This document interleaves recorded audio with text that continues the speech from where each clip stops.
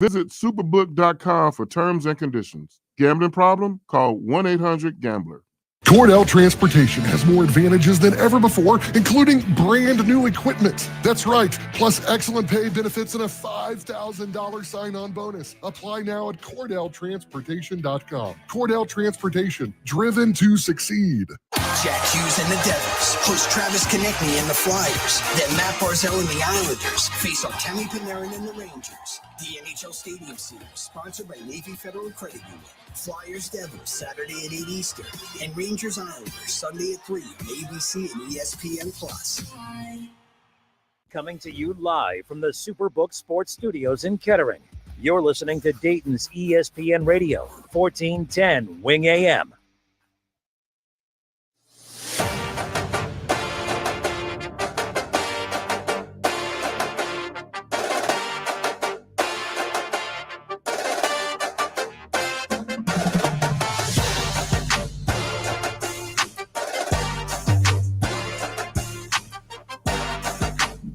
And we are back. We. Oh! We. French Parlez-vous now. français? We're French now. We are a full show now. The Kev to the Kinner and Kev show is back in the house. It's the Kinner and Kev show here on Dayton's ESPN Radio, 1410 Wing AM. Happy Thursday, everybody. I'm Justin Kinner.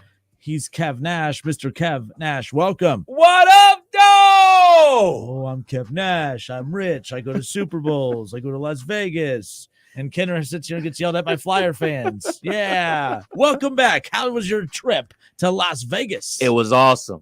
It was awesome. To your point about being rich, you know exactly where I work. So our flights, cost $25.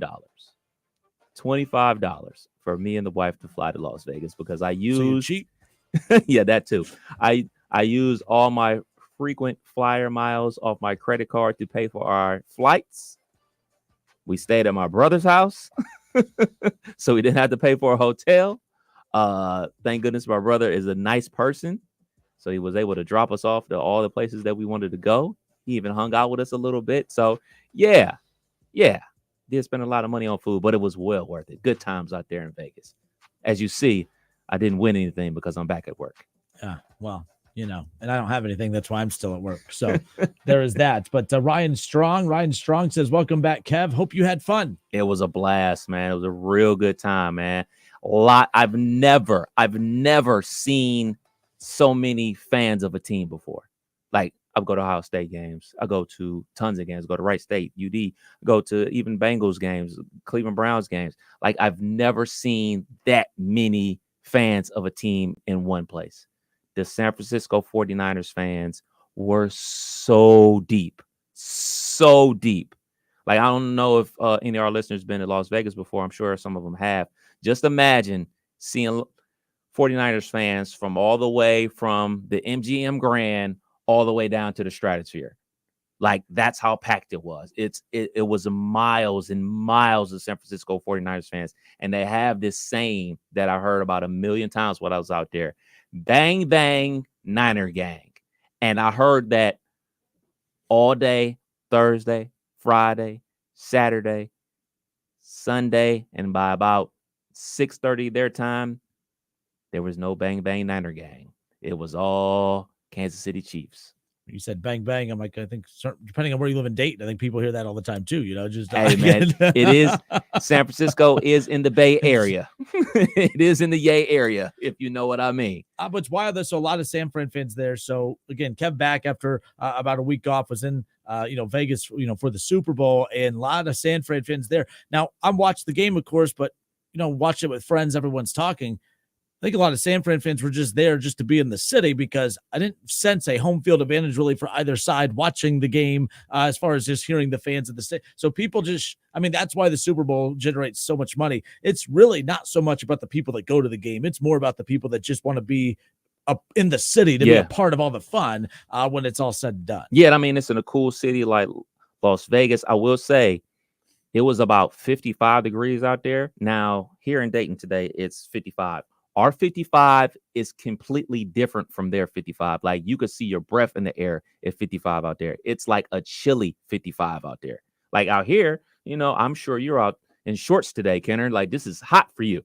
Well, there was a few days last week. If you were here, it was 60 and I didn't have to something. do as much work, I would have been out golfing during the day. Couldn't golf during the day like I really wanted to, nonetheless. But yeah, there was a few days I texted you saying, hey, I think it's nicer here than where you guys are at. It was cold out there. And me and the wife had bubble coats on, and like in the daytime, people are looking at us like we're crazy, but like it was a little cold outside. But then once the sun set, everything like that, people walking around, got their drinks in their hand, just shivering and stuff like that. We're walking around, got hoodies and coats and hats on, staying nice and warm. It was an amazing experience, man, because it was so many different watch parties going on out there. Every casino had one, basically every restaurant had one. It was just miles and miles of fans. I mean, it wasn't just 49ers and Kansas City Chiefs fans. It was fans of every team out there just having a real good time, man. It was an experience for sure. And it's funny because the week leading up while you were gone, everyone's like, I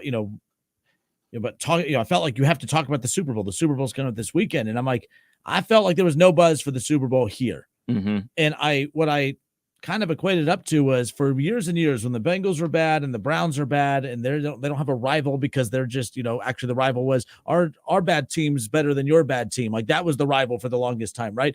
Now the Bengals are Super Bowl contenders and they're running into the Kansas City Chiefs. Right. And they beat the Chiefs one year, get to the Super Bowl and lose. And then the next year they lose to the Chiefs in the AFC Championship game, of course. This year they don't make the playoffs. I feel like because there's so many Bengals fans in the area, it's tough to hear about the team you hate get all the pub in a build to a big game. I compared it to an Ohio State, for 3 straight years losing to Michigan, and then Michigan going on to the playoff, and then Michigan going on to the championship game. I was tired of hearing about Michigan. I hate Michigan. So I kind of got that it was that type of vibe. Like here, we didn't care so much about the national championship game outside of trying to water it down to remind Michigan fans that you're not winning it cleanly. Outside of that, I was so nauseated by the build to the championship because I got tired of hearing about Michigan. I feel like that's why there was not as much of a vibe of build up to the Super Bowl here because Bengals fans, they hate the Kansas City Chiefs. They're tired of hearing about Patrick Mahomes and Travis Kelce and people could say Taylor Swift, whatever. But you know what I mean? I feel like that's why we never really got that ball rolling with the momentum build to the Super Bowl. Yeah, I feel the same way. Maybe my perspective was a little bit different just because I was preparing to go out there. So like I was just like not thinking about the actual game. I was thinking about all the things that I wanted to do out there in Vegas during the events and everything. But one of my best friends, he lives in Houston now. And he's from Cincinnati. He's a Cincinnati Bengals fan. His wife is a San Francisco 49ers fan. So we're texting throughout the game. I was like, wait, hold on. Are you rooting for the 49ers since, that's the wife's team? He's like, hell no. It's like, if both teams could lose, I wish it was. There's no way I could root for Patrick Mahomes and the Chiefs to win another. That means we're even a further step behind them as a Cincinnati Bengals fan. And I don't want to see her happy walking around talking about they beat the team we couldn't beat. So it was just a cluster of hate going on out there. Gotta love it. Sports uniting people worldwide. Love it. Love it. Again, we'll get into some more of this coming up in a bit. But again, we kick off every show with top of the hour headlines. And that's what I want to dive into here as we kick off the show. Welcome back. Kev Nash. How do you do this radio thing? So you missed a lot.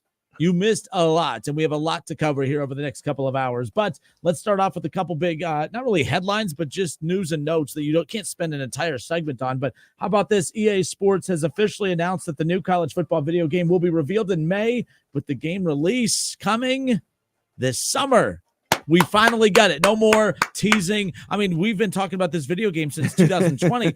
I feel like EA Sports knew that they were going to have a hard time getting this game off the ground, but everyone needed good news back in 2020 during COVID. I mean, this was one of the few, feel-good talking points that we had in 2020. I remember I was sitting where you were sitting. You were sitting here. The studio looked different at the time. This was announced 4 years ago that a game was coming. And they kept kicking the can down the road, Well, now the road ends in this summer. They're going to announce it all in May with all the details. But this summer, EA Sports, again, the new college football video game will officially return.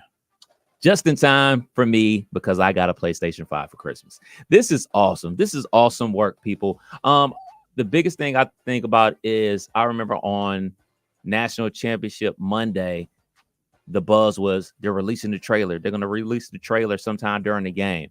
And as the game is going on and as Michigan is, dominating the first quarter, I'm thinking like man, I guess the only reason I'm gonna watch this game is for the trailer to the new college football. Washington kind of gets back in the game, and it's a close game to kick the fourth quarter off. And I'm like, man, are they ever going to play that trailer? And then Michigan pulls away, wins the Natty, and I'm pissed off about that. And then I realized, wait, they never showed the trailer for college football. So I was even more mad about that. And then we get this trailer, this mini trailer today, and we get this announcement that we're going to get the full unveil in May. I cannot wait for this game to come out. I cannot wait.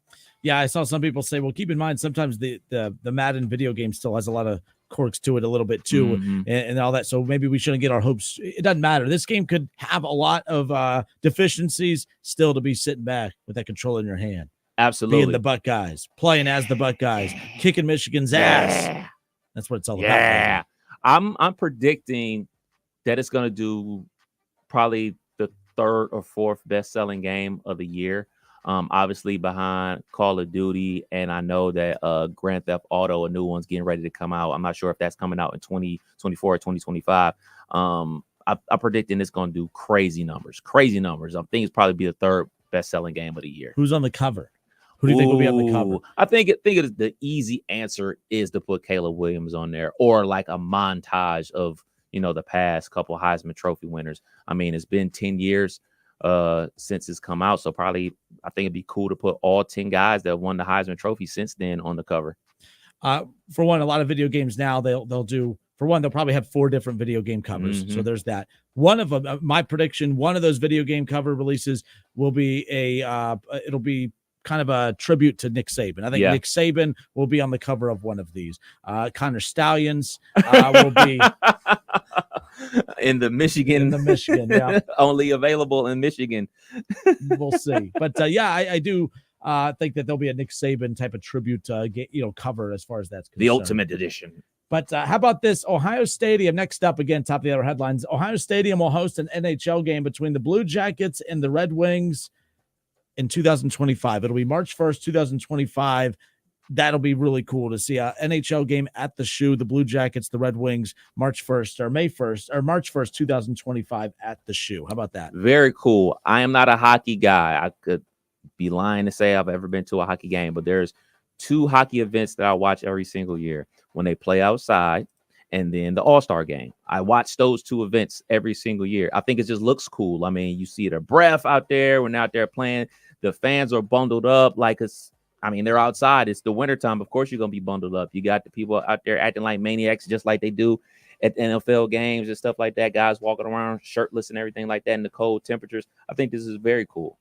Yeah, I like this. Was it last year? Ohio State, Michigan played at the Brown Stadium. Yes. That was really cool. Like something about just a change in scenery. I sometimes love too when the bowl games, they put them at Yankee Stadium or whatever. You tune in just to kind of see how just different it looks. Yeah. It's a different feel nonetheless. But I really like this, especially Blue Jackets are huge in Columbus when they're playing well. They're not playing well right now. Then they just fired a GM. Yeah. Yep. It's a lot of changes there too. But again, they're playing the Red Wings too, a staple franchise like that at the Shoe. I mean, that'll be wild to see that Shoe full. Oh, yeah. And watch it just be a very, very warm day. Try to do something in March. There you go. But in Ohio, you never know. Next up, Cleveland Cavaliers two-way forward Amani Bates will replace injured NBA G League Ignite forward Ron Holland in the NBA All-Star Rising Stars Challenge. I know you're heading to Indianapolis this week. Yes, sir. You go to Las Vegas. You go to the Super Bowl. You get back. You have to hang out with Kenner for a few days. But don't worry. Going to the NBA All-Star Weekend in Indianapolis. Now, I was going to go on Friday, but it looks like we're only going to be able to go on Saturday. Still trying to work things out to get these tickets for the dunk contest. If there's anybody out there willing to help me, call me. That's a hot ticket. Well, it's a 3-point shootout as well. Okay, yeah. You happy? You happy? You should just hang around because as people leave after the 3-point contest, it might just hand you. But no.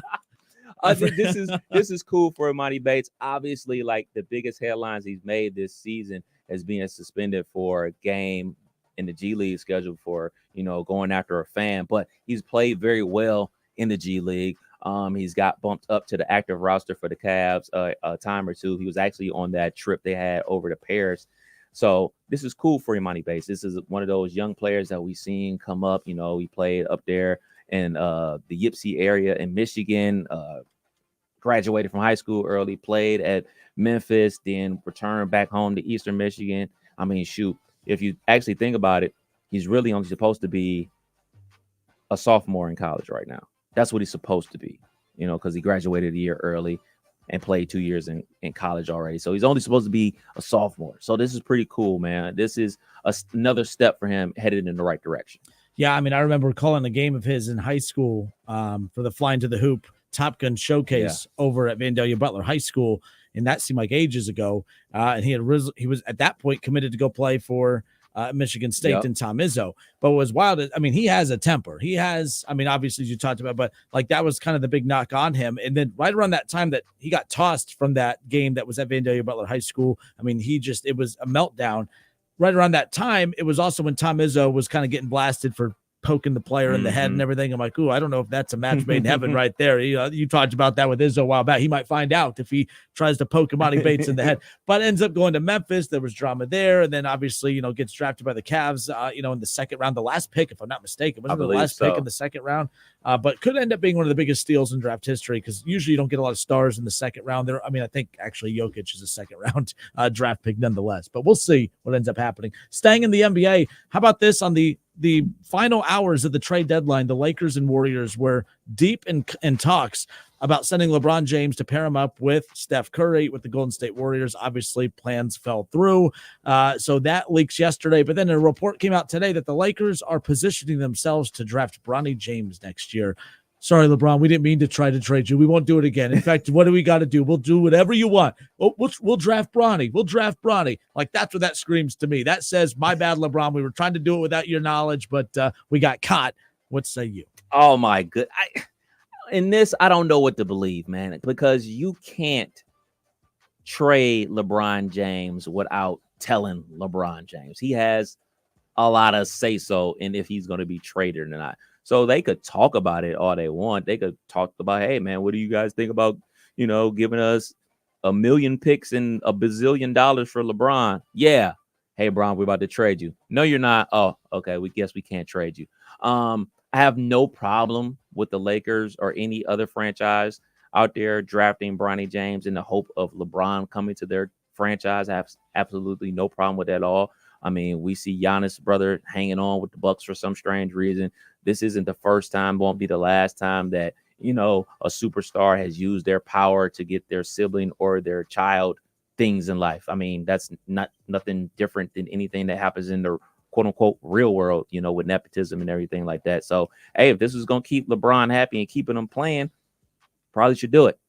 Yeah, and by the way, I do think it was one of those where they contacted the Warriors, or it was one of those where the Warriors kicked the tires on it, and the Lakers like, well, we're not going to tell LeBron, but if we were going to trade him, we went to him and said, we're going to go put you with Steph Curry. You can play with Draymond. You love Draymond.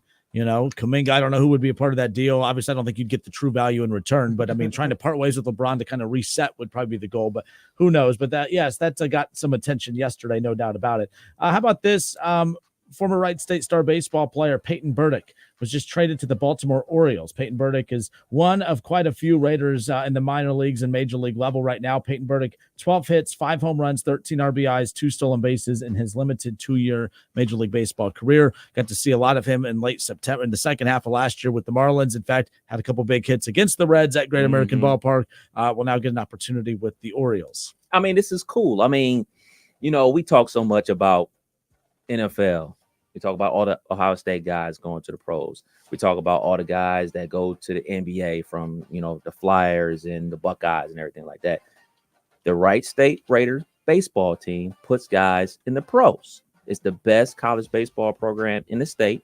They consistently put guys in the pros. They consistently win. This is par for the course. Yeah, again, and it's wild because you look around the league and you're starting to see more of these guys pop in. You get Sean Murphy, who's a local kid on top of that, played ball at Wright State and then is the best catcher in baseball right now and got paid pretty handsomely over there with the Atlanta Braves now after that trade, but nonetheless.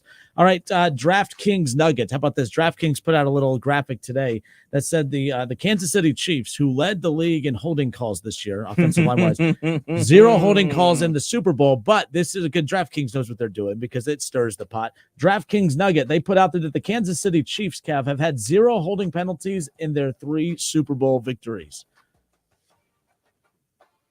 Nothing to see here, folks. Nothing to see here at all. I love the fact that DraftKings put it out there because they know that everyone's like, see, it's all scripted. It's all this, that, and the other. 0 holding penalties. The team that leads the league in holding penalties didn't have 1 holding penalty in this Super Bowl, but hasn't had a holding penalty in the last 3. What I will say to that, because there is no script, I don't believe in a script. You know what else they had? 0 drop passes in the playoffs. And that's all that matters. Hey, man, they cleaned up the thing that was holding them back, which is drop passes. And maybe they also cleaned up the holding penalties when it mattered the most, even though I did see a couple holders out there on both. So the OHSAA Boys and Girls State Championships are coming up. University of Dayton Arena. And you guys got to soak it in this year because the semifinals and the finals at University of Dayton Arena, it might be the last time we see that format. Actually, I know it's going to be the last time we see that the format as we know it with 4 divisions. A big announcement today from the OHSAA. A big change was approved today, and it was announced that, they're going to be expanding divisions in select sports: volleyball, baseball, softball, basketball. And if I missed one, I apologize. But the bottom line is that's significant because of the fact of the format of these state championships and the tournaments. And we're going to talk about that with Jeff Gilbert coming up. But a big change. I mean, you have 4 divisions right now in basketball. All right, state championships coming up. You'll crown a division, 4, 3, 2, and 1 at University of Dayton Arena, and it's been like that for decades. Not at UD Arena, but regardless of where it's played. Well, this might be the last of its kind here because we don't know what the new format's going to be. It could just be, you have 7 divisions now. 7. You're going to have 7 championship games at UD Arena for boys and girls basketball next year. Is it, you won't have the semifinals anymore. You can't do, you know what I mean? Like, right. It's fascinating. We're going to talk about that with Jeff Gilbert coming up next. Covers high school athletics here in the Miami Valley for Dayton Daily News. Where are you guys at with this big change with the OHSAA? I kind of like it. It spreads out the opportunities for more teams to win state championships, but it is totally going to throw off the tradition of what I've enjoyed growing up, going and watching the state tournaments and the traditional semifinal final matchup. We're going to talk about that with Jeff Gilbert coming up on the other side. It's the Kenner and Kev Show, Dayton's ESPN Radio, 1410 Wing AM.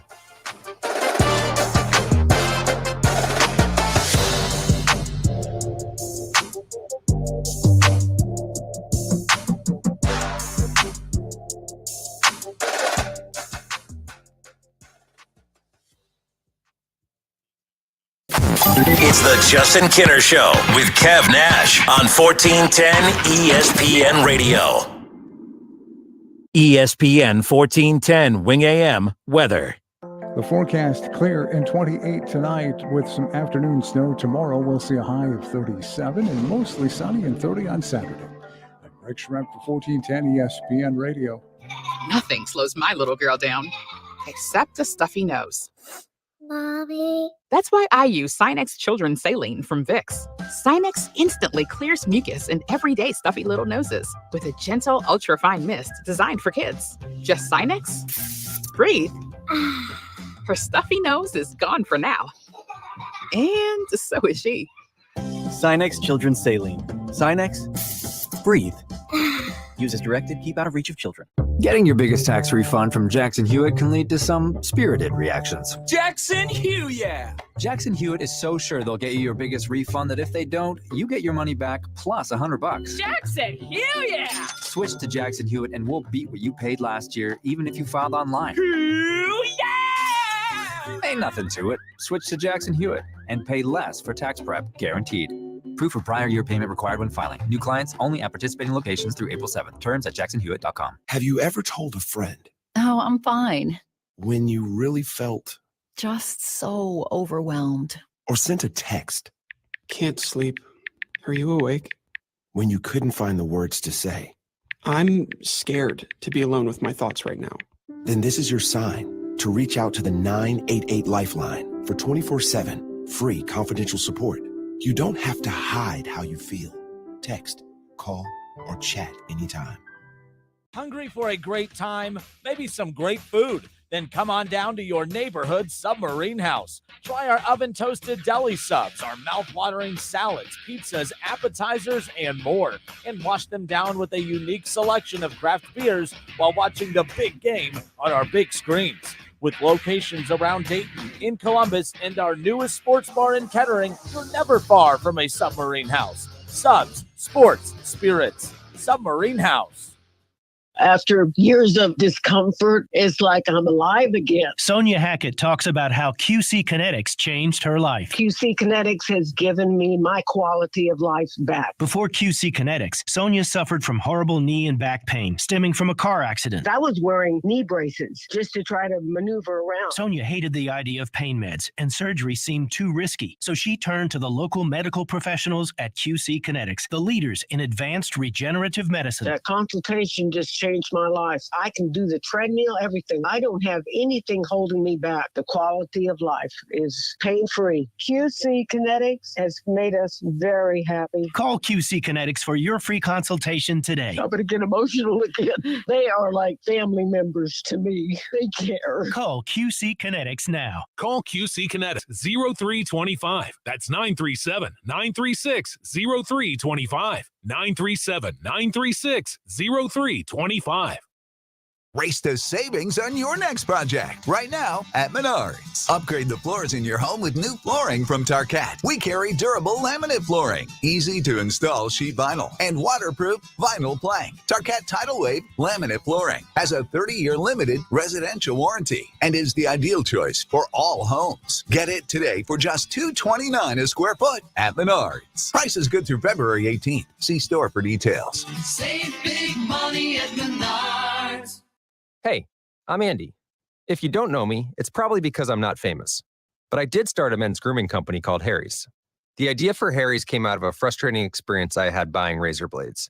Most brands were overpriced, overdesigned, and out of touch. At Harry's, our approach is simple. Here's our secret. We make sharp, durable blades and sell them at honest prices for as low as $2 each. We care about quality so much that we do some crazy things, like buy a world-class German blade factory. Obsessing over every detail means we're confident in offering a 100% quality guarantee. Millions of guys have already made the switch to Harry's, so thank you if you're one of them. And if you're not, we hope you give us a try with this special offer. Get a Harry's starter set with a 5-blade razor, weighted handle, shave gel, and a travel cover, all for just $3 plus free shipping. Just go to harrys.com and enter code SIMPLE at checkout. That's harrys.com, code SIMPLE. Enjoy. Don't get stuck gearing up for spring while everyone else is enjoying the warm weather. Invisible Fence brand works in any season, giving your pet the freedom they deserve. Now, visit invisiblefence.com to learn more.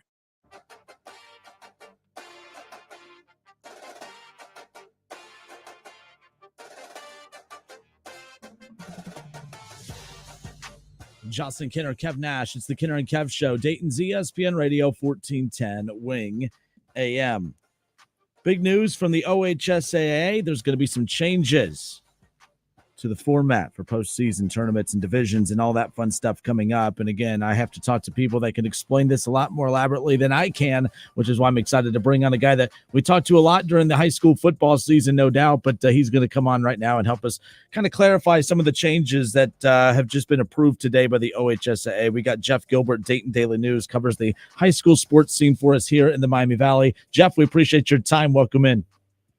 Hey, thanks for having me. Glad to talk about this. Interesting stuff. It is. And, you know, especially because a lot of people have kind of reached out to me too, say, hey, how does this relate to competitive balance? And I'm like, you know what, rather than me try to pretend to know what the heck I'm talking about, let's talk to people who actually know what they're talking about. So I figured why not get you on the show here today, again, with the approval to help with the competitive balance in these sports. Again, soccer expanding to 5 divisions, girls volleyball, basketball, boys and girls baseball and softball all expanding to 7 divisions. Just for everyone that's tuning in right now, why is this such a big deal? Why are so many people talking about this, and how much of an impact is this going to have on the high school sports landscape here in the state of Ohio?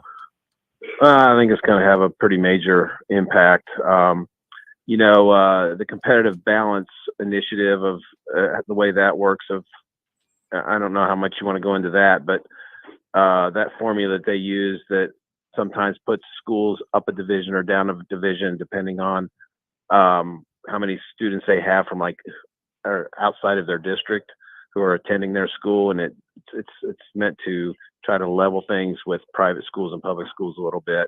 And this is just another way to try to level the playing field, I guess you would say, is their intent, especially in the postseason.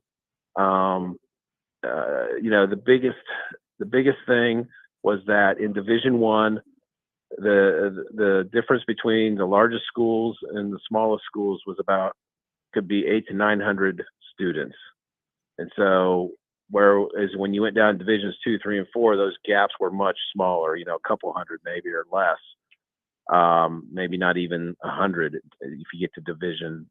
Well, in football it would be small, but in the other sports it was like within a couple hundred from the biggest to the smallest. So that's the biggest thing they wanted to do, really, was to sort of break up this gigantic Division I, where you had Mason High School with 1,300 boys, 1,300 girls, and then you had schools like Vandalia Butler, with under 500 boys and under 500 girls playing at the same level for the postseason. So that is what they really wanted to do, and so they've made 64-team Division I and a 64-team Division II, and then from there on down it'll be divided fairly evenly from 3 through 7.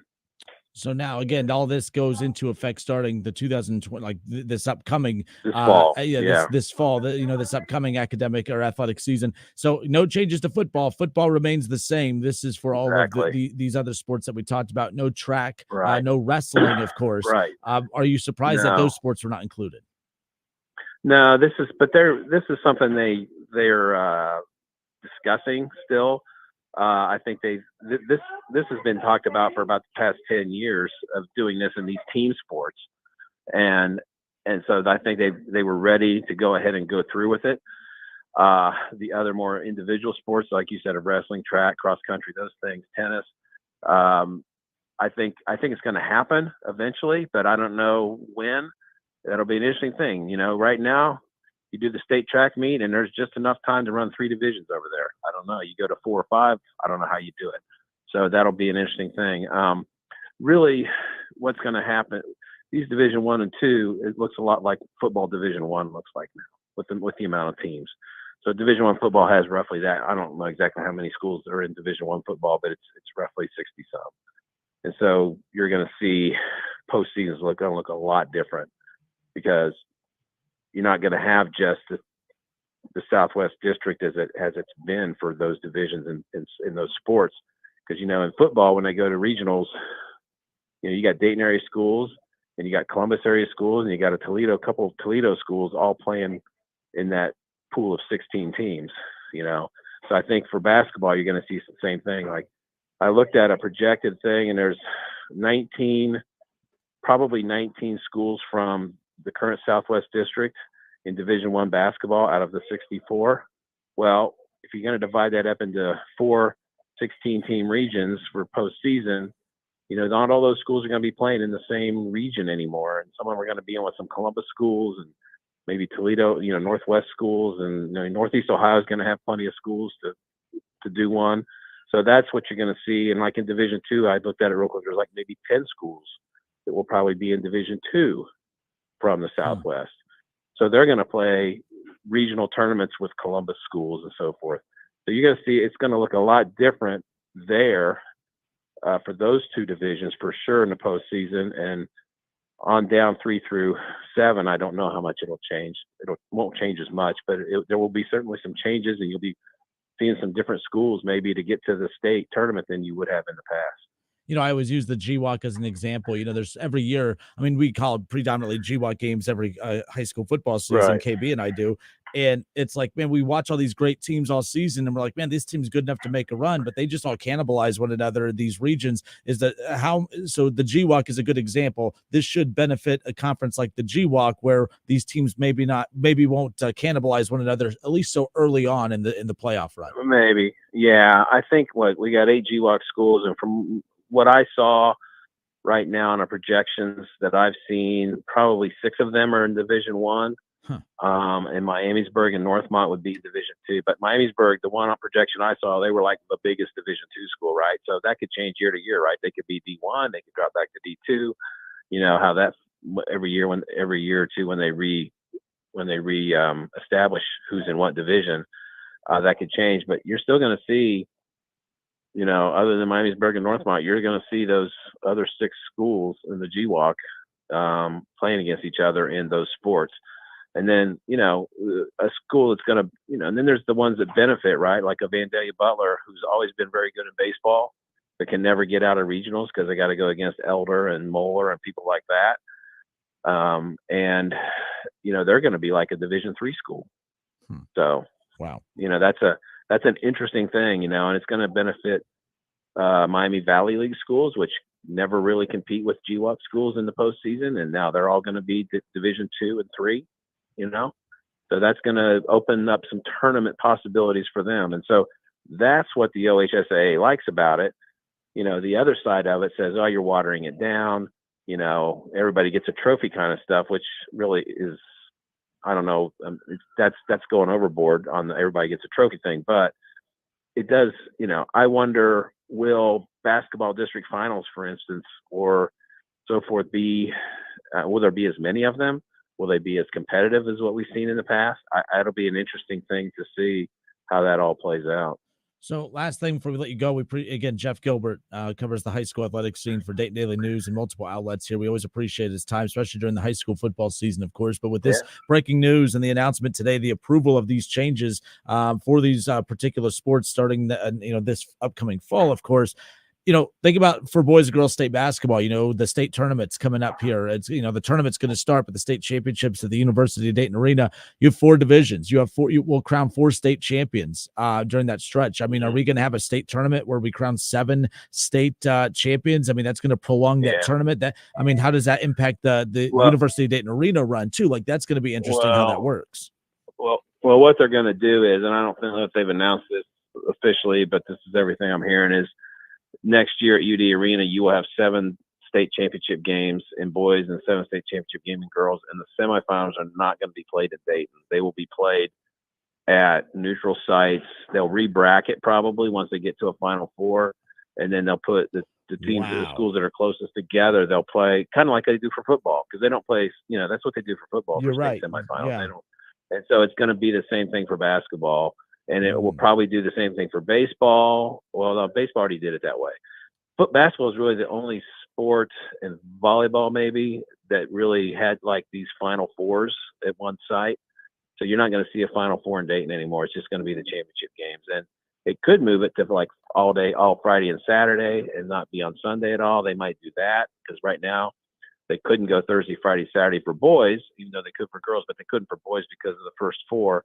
But for boys and girls, it might be a Friday, Saturday thing now, and get away from that Sunday night 8:30 Division I boys championship game, which everybody knows that certainly impacts the crowd at least a little bit on a late Sunday night high school game. That's going to impact the casual fans.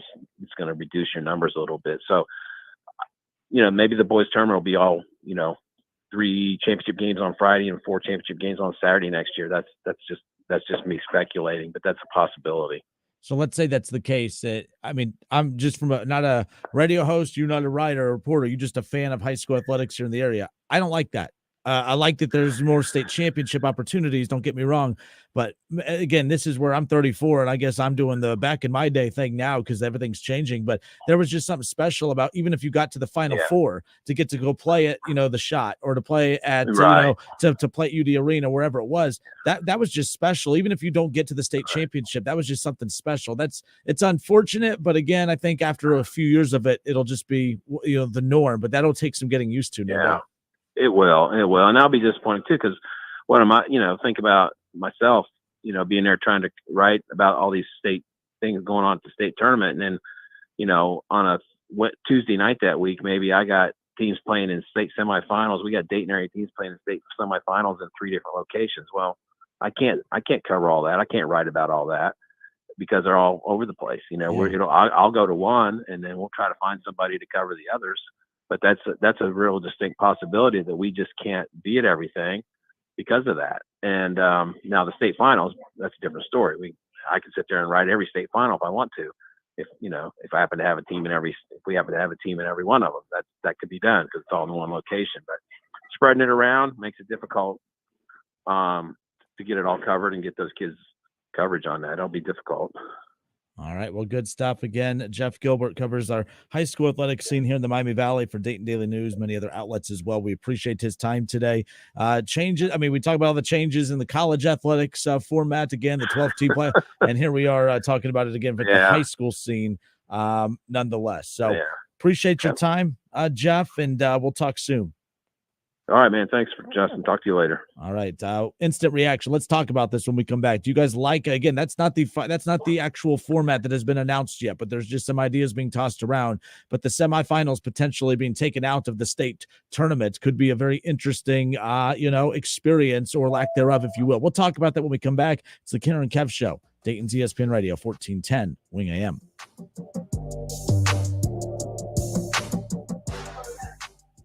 It's the Justin Kenner Show with Kev Nash. Justin, you're awesome, baby. Right here on 1410 ESPN Radio. Everybody knows that Roosters is a fun, casual joint with their award-winning waitstaff, great food, fun, and laughter. It's a quick stop on the way home to sit back and unwind. It's a front row seat to the big game. Roosters is where you, your family, and friends can order pizza, sandwiches, salads, and more. And the home of award-winning wings that are fresh, never frozen, and so big you won't believe it. It's your family's other dinner table. Roosters, a fun, casual joint, and proud sponsor of Ohio State Athletics. You have empty office space to fill or home office to create. You know what you need. You know what you'd like. But you also have a pretty good idea after you've shopped around the usual places what you need and what you like might not happen. Well, then you haven't been to Charles Larrick's Warehouse Outlet. Nobody has their selection. Nobody has their discounts. And every week, there's something new. If you need office furniture, Larrick's Warehouse Outlet can sell it to you for half the price and below manufacturer's selected prices. Half price and below on hundreds of items. Selection from budget to the best. Really, desks from $50 to $5,000. Filing cabinets from $25 to $500. Before you go anywhere else, do yourself a favor and come to Larrick's Warehouse Outlet. With 25,000 square feet of selection, you're not going to go anywhere else. Larrick's Warehouse Outlet at 23 McOil Avenue, Dayton. Open Monday through Friday, 9 to 6. Larrick's, continuing the tradition.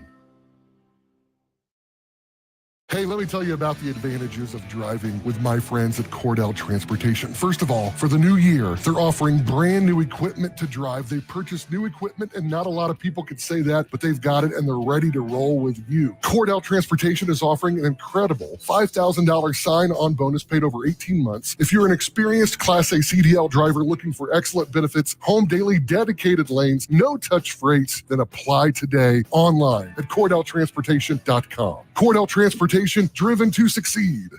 Small business owners, we know tackling your to-do list can sometimes feel like going 12 rounds against a heavyweight champ. Except that heavyweight's gloves are made of something hard, like diamonds. So when a new to-do pops up, you're like, I can't. I'm boxing my diamond boxing glove-wearing heavyweight champ of a to-do list.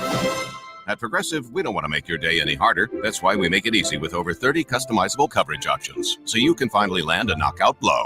See if you can save on business insurance in as little as 6 minutes at ProgressiveCommercial.com. Progressive Casualty Insurance Company. Coverage provided and serviced by affiliated and third-party insurers. Are you a victim of the timeshare trap and think there's no way out? I'm Chuck McDowell, founder of Wesley Financial Group, the original timeshare cancellation expert. And I'm here to tell you that there is a way out. All you need to do is give my office a call. I will send you a timeshare exit information kit absolutely free, explaining how the timeshare industry works and your options for cancellation. Call Wesley now for your free info kit. 800-313-6688. That's 800-313-6688. Tax day is coming. Oh, no. But if you sign up for Robinhood Gold's IRA with a 3% match, you can get up to $195 for the 2023 tax year. Oh, yeah. Sign up at Robinhood.com/boost by tax day to get the biggest contribution match on the market. Subscription fees apply. Investing involves risk. 3% match requires gold for 1 year from first match. Must keep IRA for 5 years. Robinhood Financial, LLC, member SIPC. We expect our information in real time. US Med carries continuous glucose monitors, which provide real-time readings of blood glucose levels. US Med is an approved provider for Medicare and over 500 private insurers. So call 888-665-0696 today for a free insurance and Medicare benefits check as easy as That's 888-665-0696. The Western Ohio Home Builders Association invites you to immerse yourself in a world of home improvement as experts gather to transform your ideas into reality at the Miami County Home and Garden Show, presented by 84 Lumber, February 16th through 18th at Hobart Arena in Troy. Discover the latest trends in all things home and garden. Our professional contractors and master gardeners are here to guide you through every step. Tickets are just $6. Visit MiamiCountyHomeshow.com for more details. And don't miss this ultimate home and garden experience. There's never any FOMO with the iHeartRadio app. You won't ever have to miss out on your favorite shows and contests with this radio station again. Radio 24/7, 365. We're here when you want us. Stay connected and listen anywhere when you download the free iHeartRadio app. Hey, folks, it's game day, and the betting's going to be intense, Drew. You said it, Dave. But a good pregame routine keeps betting responsible. That's right. You got to pause before you play. Good call. Sports betting is hot, but it can be risky. And pausing to set limits is an all-star move. That's right, Dave. If you bet on sports, pause before you play to set limits, recognize the risk, and know when to stop. Learn more at pausebeforeyouplay.org. 9 out of 10 hiring managers are having difficulty hiring today. Robert Half is here to help. At Robert Half, they know talent. Visit roberthalf.com today.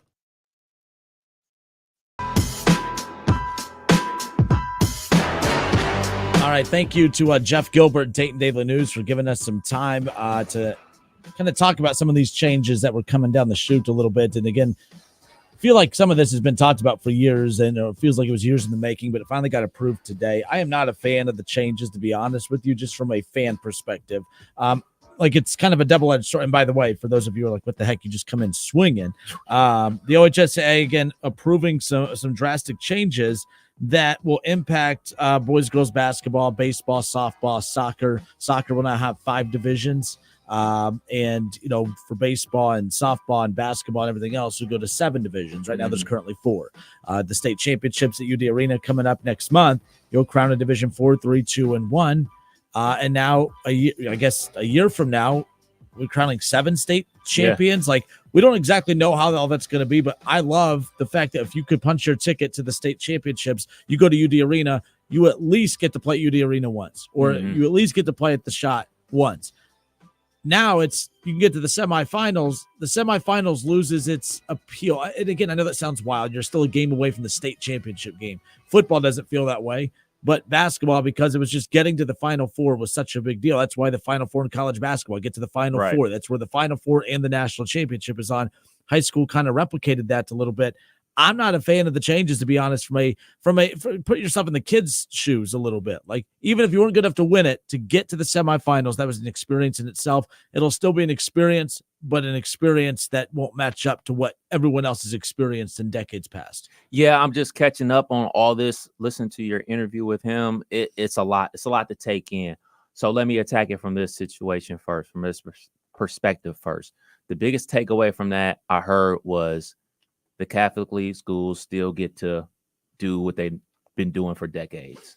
There's been so many talks for years. I mean, going back to when my older brother and my uncles were in high school, that, oh man, eventually, man, the Catholic leagues are going to have their own, and then the public schools are going to have their own. Think about how many times there was been 4 years in a row. Springfield has made it all the way to the championship game in football, and then ultimately they've gone against a Catholic League school and lost that game. There's no mystery that some of these Catholic League schools recruit. I remember being in middle school and St. Ed's and St. Ignatius coming to my middle school, basically handpicking our best players on our team, and ultimately they ended up going to those private schools while, you know, us average kids went to the public school. So, like, they're recruiting powerhouses. So that's the biggest thing for me. And I will harp on that until I'm older, because that's just totally unfair. It's totally unfair that public schools that are publicly funded by, you know, tax-paying citizens versus, you know, funded by churches or endowments or whatever they got going on over there. They got money coming in hand over fist, while public schools have to, you know, scrounge things together. That's one point. My other point is, I don't understand the fact that you're going to break this up. I get the fact that you're trying to have it more competitively balanced. But I don't understand the fact of not only are you punishing the kids, but you're punishing the fans. You're punishing the fans. So let's rewind. Let's rewind a little bit. Let's talk about the biggest star in basketball currently. It's LeBron James. So when LeBron James was at St. Vincent St. Mary doing his thing, him and his teammates winning state titles and everything like that, imagine if you were in high school, not playing on a team, but your team got a chance to go play against somebody else. And you're like, oh man, I'm buying my ticket because I'm going to get to watch my team. I'm going to get to watch LeBron James going to be the first pick in the NBA draft. I'm going to get to watch all these other people play. But now I can only go see these amount of games. What's ultimately going to happen is they're going to have it, just say, for instance, they're going to have for the semifinals at UD Arena. And then they'll have the other 4 at the Wolstein Center in Cleveland. That's what they're going to do. They're going to have them separated. So you're not going to be able to go see both teams. You're not going to be able to see all the games as a basketball fan. Isn't this supposed to be about the fans?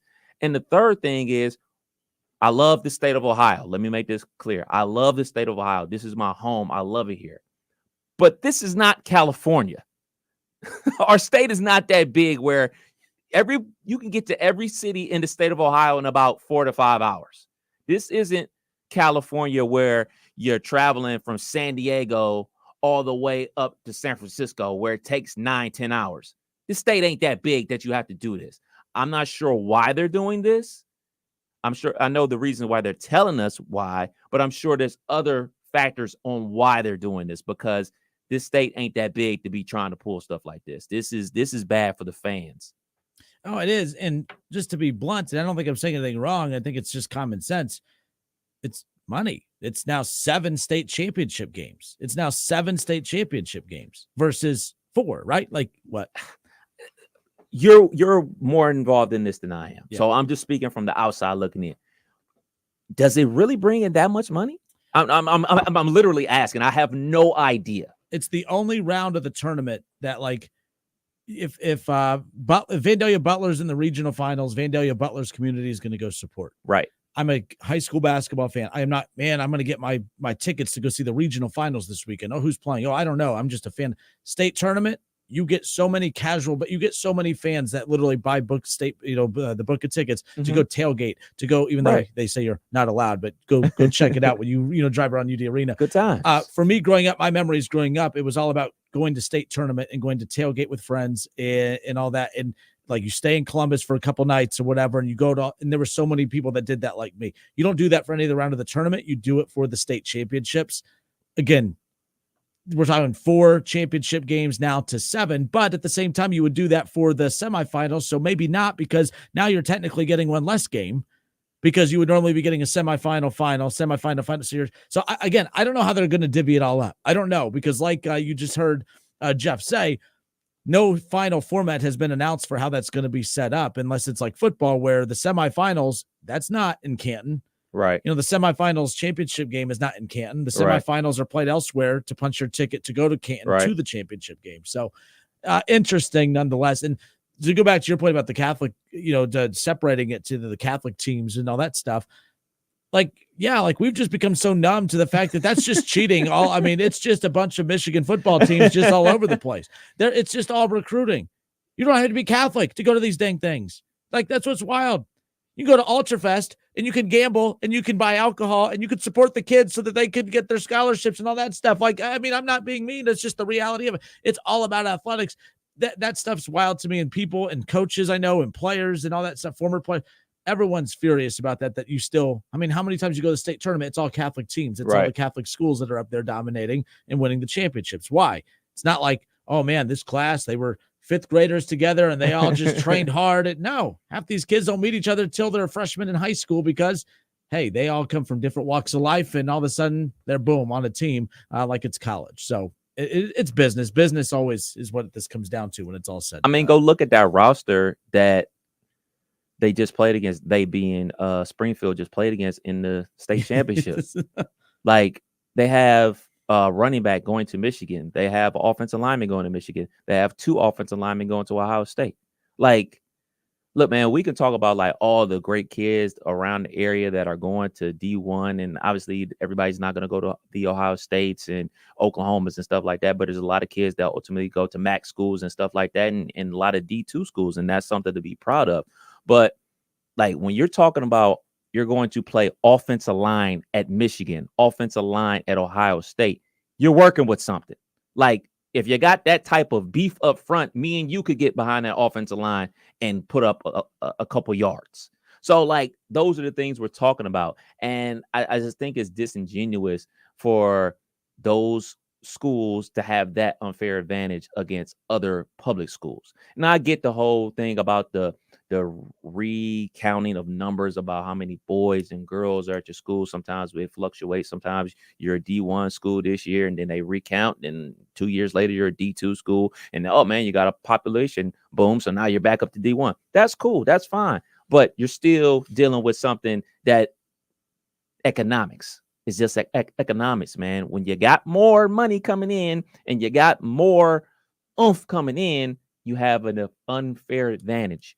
But, you know, I ultimately see this going, they're going to have 1 in Cleveland, 1 in Dayton or wherever. It's going to be, you're going to be able to see D1 championship game, 3, 4, and 5. And then at the other, you're going to get to see 2, 4, and 6. I think you're going to split it up like that. And I mean, we'll adjust because that's what we always do as fans. We adjust to how we're going to intake our sports. I mean, we're getting ready to make a new adjustment in college football to the 12-team playoff. We're going to make an adjustment on how we intake our high school basketball and soccer and stuff like that as well. So what do you say to those who are combating? Like I'm saying, Troy on Facebook, I'll make sure people can read this 1 second, but he's combating the Catholic schools take with the non-Catholic schools recruit. Also, families will move to that school district for their son or daughter to play there. 100% correct. Doing it.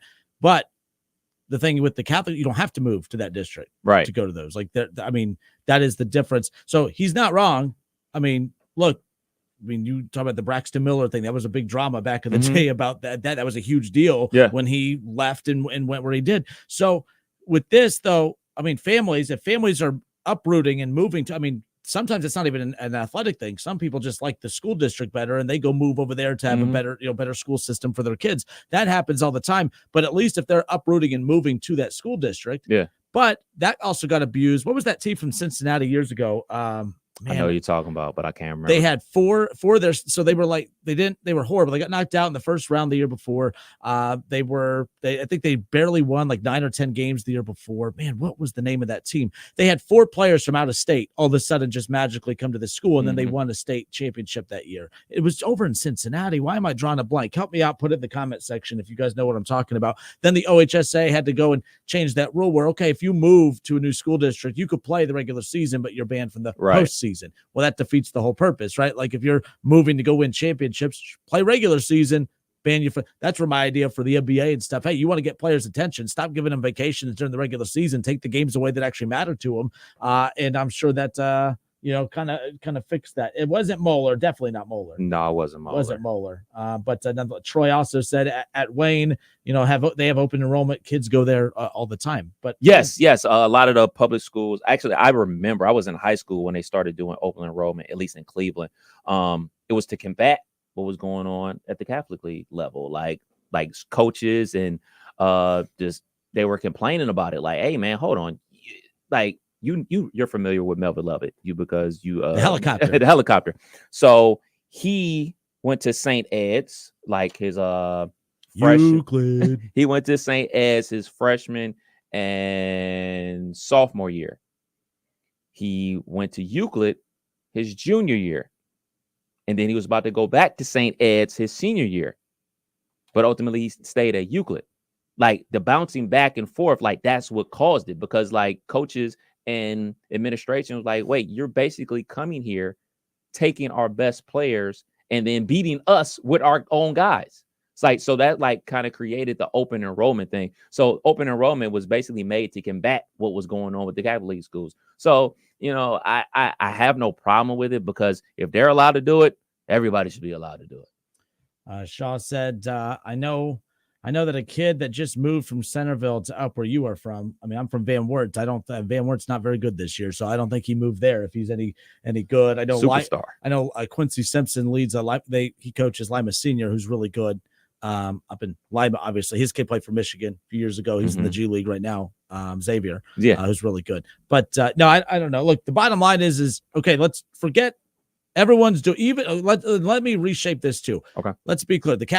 We say the Catholic schools, they recruit, and that everyone else, you're just stuck with what you have coming up through grade school. No, there are loopholes all over the place. Everyone is recruiting more. I learned that more moving to this area where I come from, up north. Like who you went to elementary school with, it was the luck of the draw. You better hope that you went to school. I mean, what the drama that would happen in those small towns up north would be, oh, you know what, my kid. I think my kid's gonna be really good basketball wise or football wise.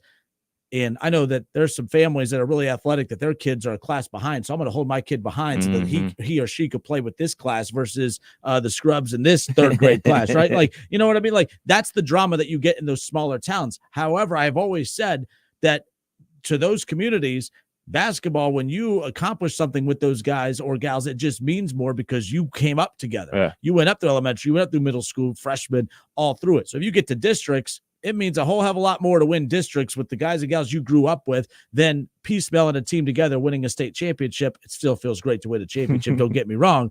But I've always argued that to me is what I loved about high school sports. I moved to Dayton. I don't get that same vibe. I don't feel like the community passion for high school sports is as relevant as what it is in some other smaller communities, if you will. I'm not saying there's no passion, don't get me wrong, but it's harder to do when you have so many families sitting in the stands that don't know one another. Right. Or they don't know one another because, I played at this school last year and then we moved here and now I'm playing here because I'm trying to get a scholarship, all that type of stuff. And I get it. At the end of the day, if families feel like they need to do what's best for their kid to get a scholarship, more power to you. I just think some make it more difficult and complicated than they have to. So. Yeah. It just goes back to you said earlier, man. It's all business. It's business. It comes down to dollars and cents. And, we can argue about who did what first. Was it the Catholic schools? Was it the public schools? Was it the parents holding kids back to try to put themselves in a better position? At the end of the day, it's all about the dollars. And if this is going to create more dollars for, the schools, because if this does create more money, I would like to see some of this money be filtered back down to the school system and not just the schools that make it to state tournament. There's other schools involved that need things, the essentials that schools desperately need. So, those aren't the only teams that play basketball and football and track. It's not the only ones that win it all. The teams that compete throughout the regular season that aren't good enough to make it, they compete as well. So hopefully some of that money trickles down to them. Another thing too that's interesting, I think that when you look at the prep teams, I can't stand the prep team direction. I mean, this idea that you need to go that route to get a scholarship, that's just not true. I've talked to enough coaches that have said, no, it's a good situation. If you want to do it, more power to you. It does provide you an opportunity to be put in front of coaches. But the idea that, man, I only found this kid because he played at this prep team, that's all bogus. I've talked to many college coaches who feel that way. However, does it make their lives a little easier? Yes, because they can go watch one team and have 10 potential kids as opposed to, man, I got to drive all the way to this hodunk town to watch one potential prospect, or I can drive to, or I can fly to California and watch this prep team and there's 10 potential prospects. So, there's, positives and negatives to both sides, even from a coaching perspective. But the state tournament has dwindled down mightily. One reason that it's ended up over here in Dayton is not just because they put millions of dollars into that arena. It's because the OHSAA state tournament stopped being a cash cow the way it did back in the day. Because back in the day, like in today's model, LeBron's not playing at Akron St. Vincent St. Mary. He's playing on some prep team. Some prep team that's going to provide a lot of money, that's going to provide, all the stuff you're not supposed to do. It's going to be done. Maybe it was done then too. You never know. But that's a private school as well. Yeah. You know what I'm saying? He was supposed to go to a private school, whatever happened. He goes to that school. Like I said before, man, it's all about like what you said with positioning yourselves to, make the payday, get a scholarship. Look at Bronny. Like there's a reason why they moved to California. There's a reason why he went to Sierra Canyon, to position him to make it to wherever he wants to go. So I really don't have a problem with it. I'm just looking at it from, old man goggles. Like, man, I remember when my high school won state championship. We got down there super early. Not only we were able to watch our team win, but we watched a whole bunch of other teams win. The excitement of being just a student going to the game and meeting different people from different schools. Like, I never met anybody from Columbus until I was a senior in high school. That's when I met those people that I'm still cool with to this day. So, like, I think it kind of like makes things weird.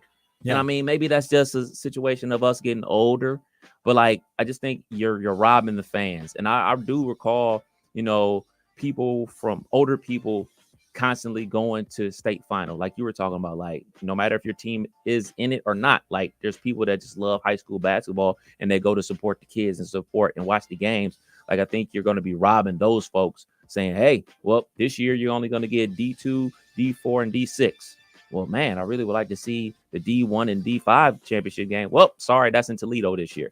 Well, I live in Dayton and I got to work the next morning. And again, we're just kind of throwing out how we assume this is going to play out. The OHSAA has not announced how they're going to handle these state championship weekends and formats, but there's only so much time. I mean, to get 4 championship games in a day. So working with the OHSAA, so I call state volleyball every year. The first match is always at 10 a.m. and then they do one at 1, and then they do one at 4, and then they do one at 7. You can't shrink that. And by the way, a lot of times some of those games get pushed back. If a match goes, if it goes 5 or whatever, then you're pushing it. You can't squeeze another one in unless you're starting at 8 a.m. And that's very weird. How many of you played a game at 8 a.m.? Basketball, same thing. It's the same type of that. You need to have, those couple hours to allow fans to get in, fans to get out. You have the ceremonies after the game, the trophy presentations. Right. You want the fans, you want the players to enjoy it. Hey, you just won a state championship. Now get the hell off the floor. We got another game that we need to make money to do. You know what I mean? Like, so it's just the logistics of it all don't make a whole lot of sense, at least at this point. No doubt about it. But no, selfishly, from a fan perspective, I used to go to the state tournament, and you get to watch Costa Kufas. You get to watch John Diebler. You get to watch David Leidy, Daquan Cook with those Dunbar teams. Now, with these prep teams, high school basketball is not as good in the state of Ohio as it used to be years ago, or at least the star power. I'm not saying the teams aren't as good, but the stars aren't as big because they're not playing for their teams anymore. I grew up, going up against Aaron Kraft, William Buford, John Diebler, like, those guys probably don't play for those small town schools in today's era of high school basketball. And I think that's why it's easier to go to a 13,000 seat venue where it still doesn't fill it all up technically. But man, the shot, we used to have to get tickets all the way up at the top. We couldn't get seats below cheaply anyways. So nonetheless.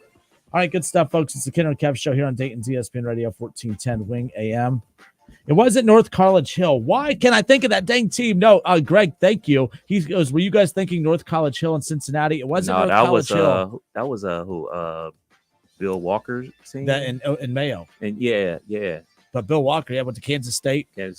I remember that tournament year. That was a wild time, too, because there were suspensions and drama and all that stuff. And good times. It was great. What sports are all about, dude. I love it. No, Greg, thank you. And Greg, I think it's Gramke on YouTube had sent that in to us. I can't remember the name of the dang school over in Cincinnati. It was a few years ago. They went undefeated, won a state championship. They had 4 players from out of state. And then everyone kept saying, Kenner, stop criticizing them. They won a state championship, but they didn't have any all-state players. I'm like, they had plenty of all-state. They almost had all the states covered. They had so many dang players from different states play for this team. But nonetheless, it's the Kenner and Kev show, 1410 ESPN Radio.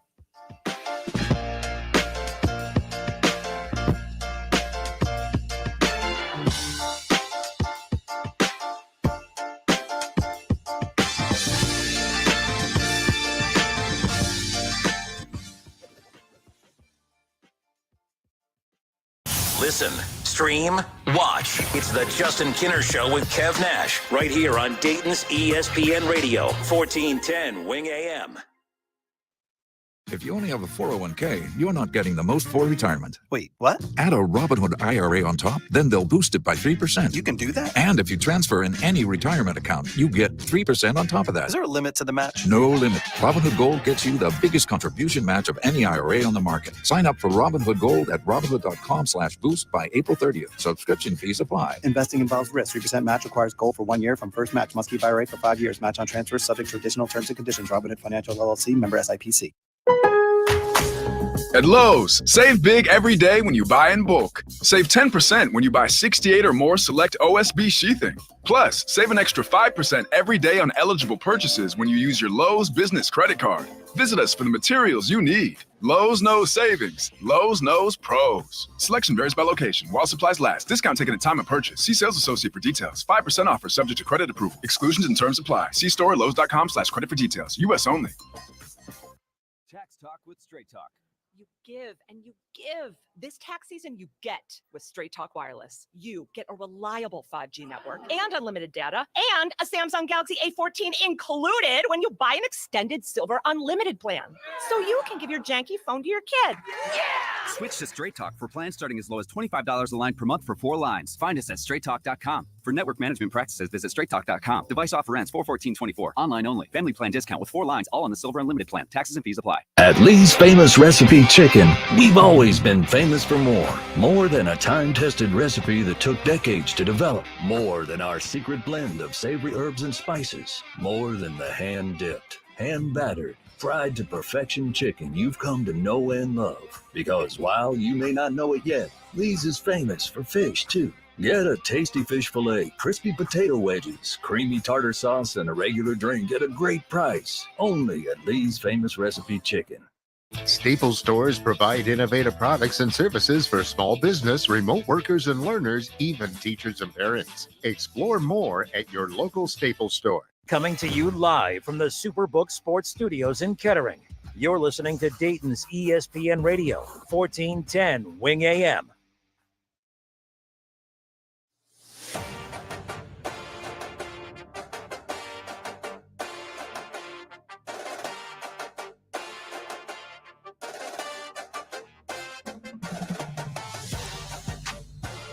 All right, and we are back. It's the Kenner and Kev Show, Dayton's ESPN Radio, 1410 Wing AM.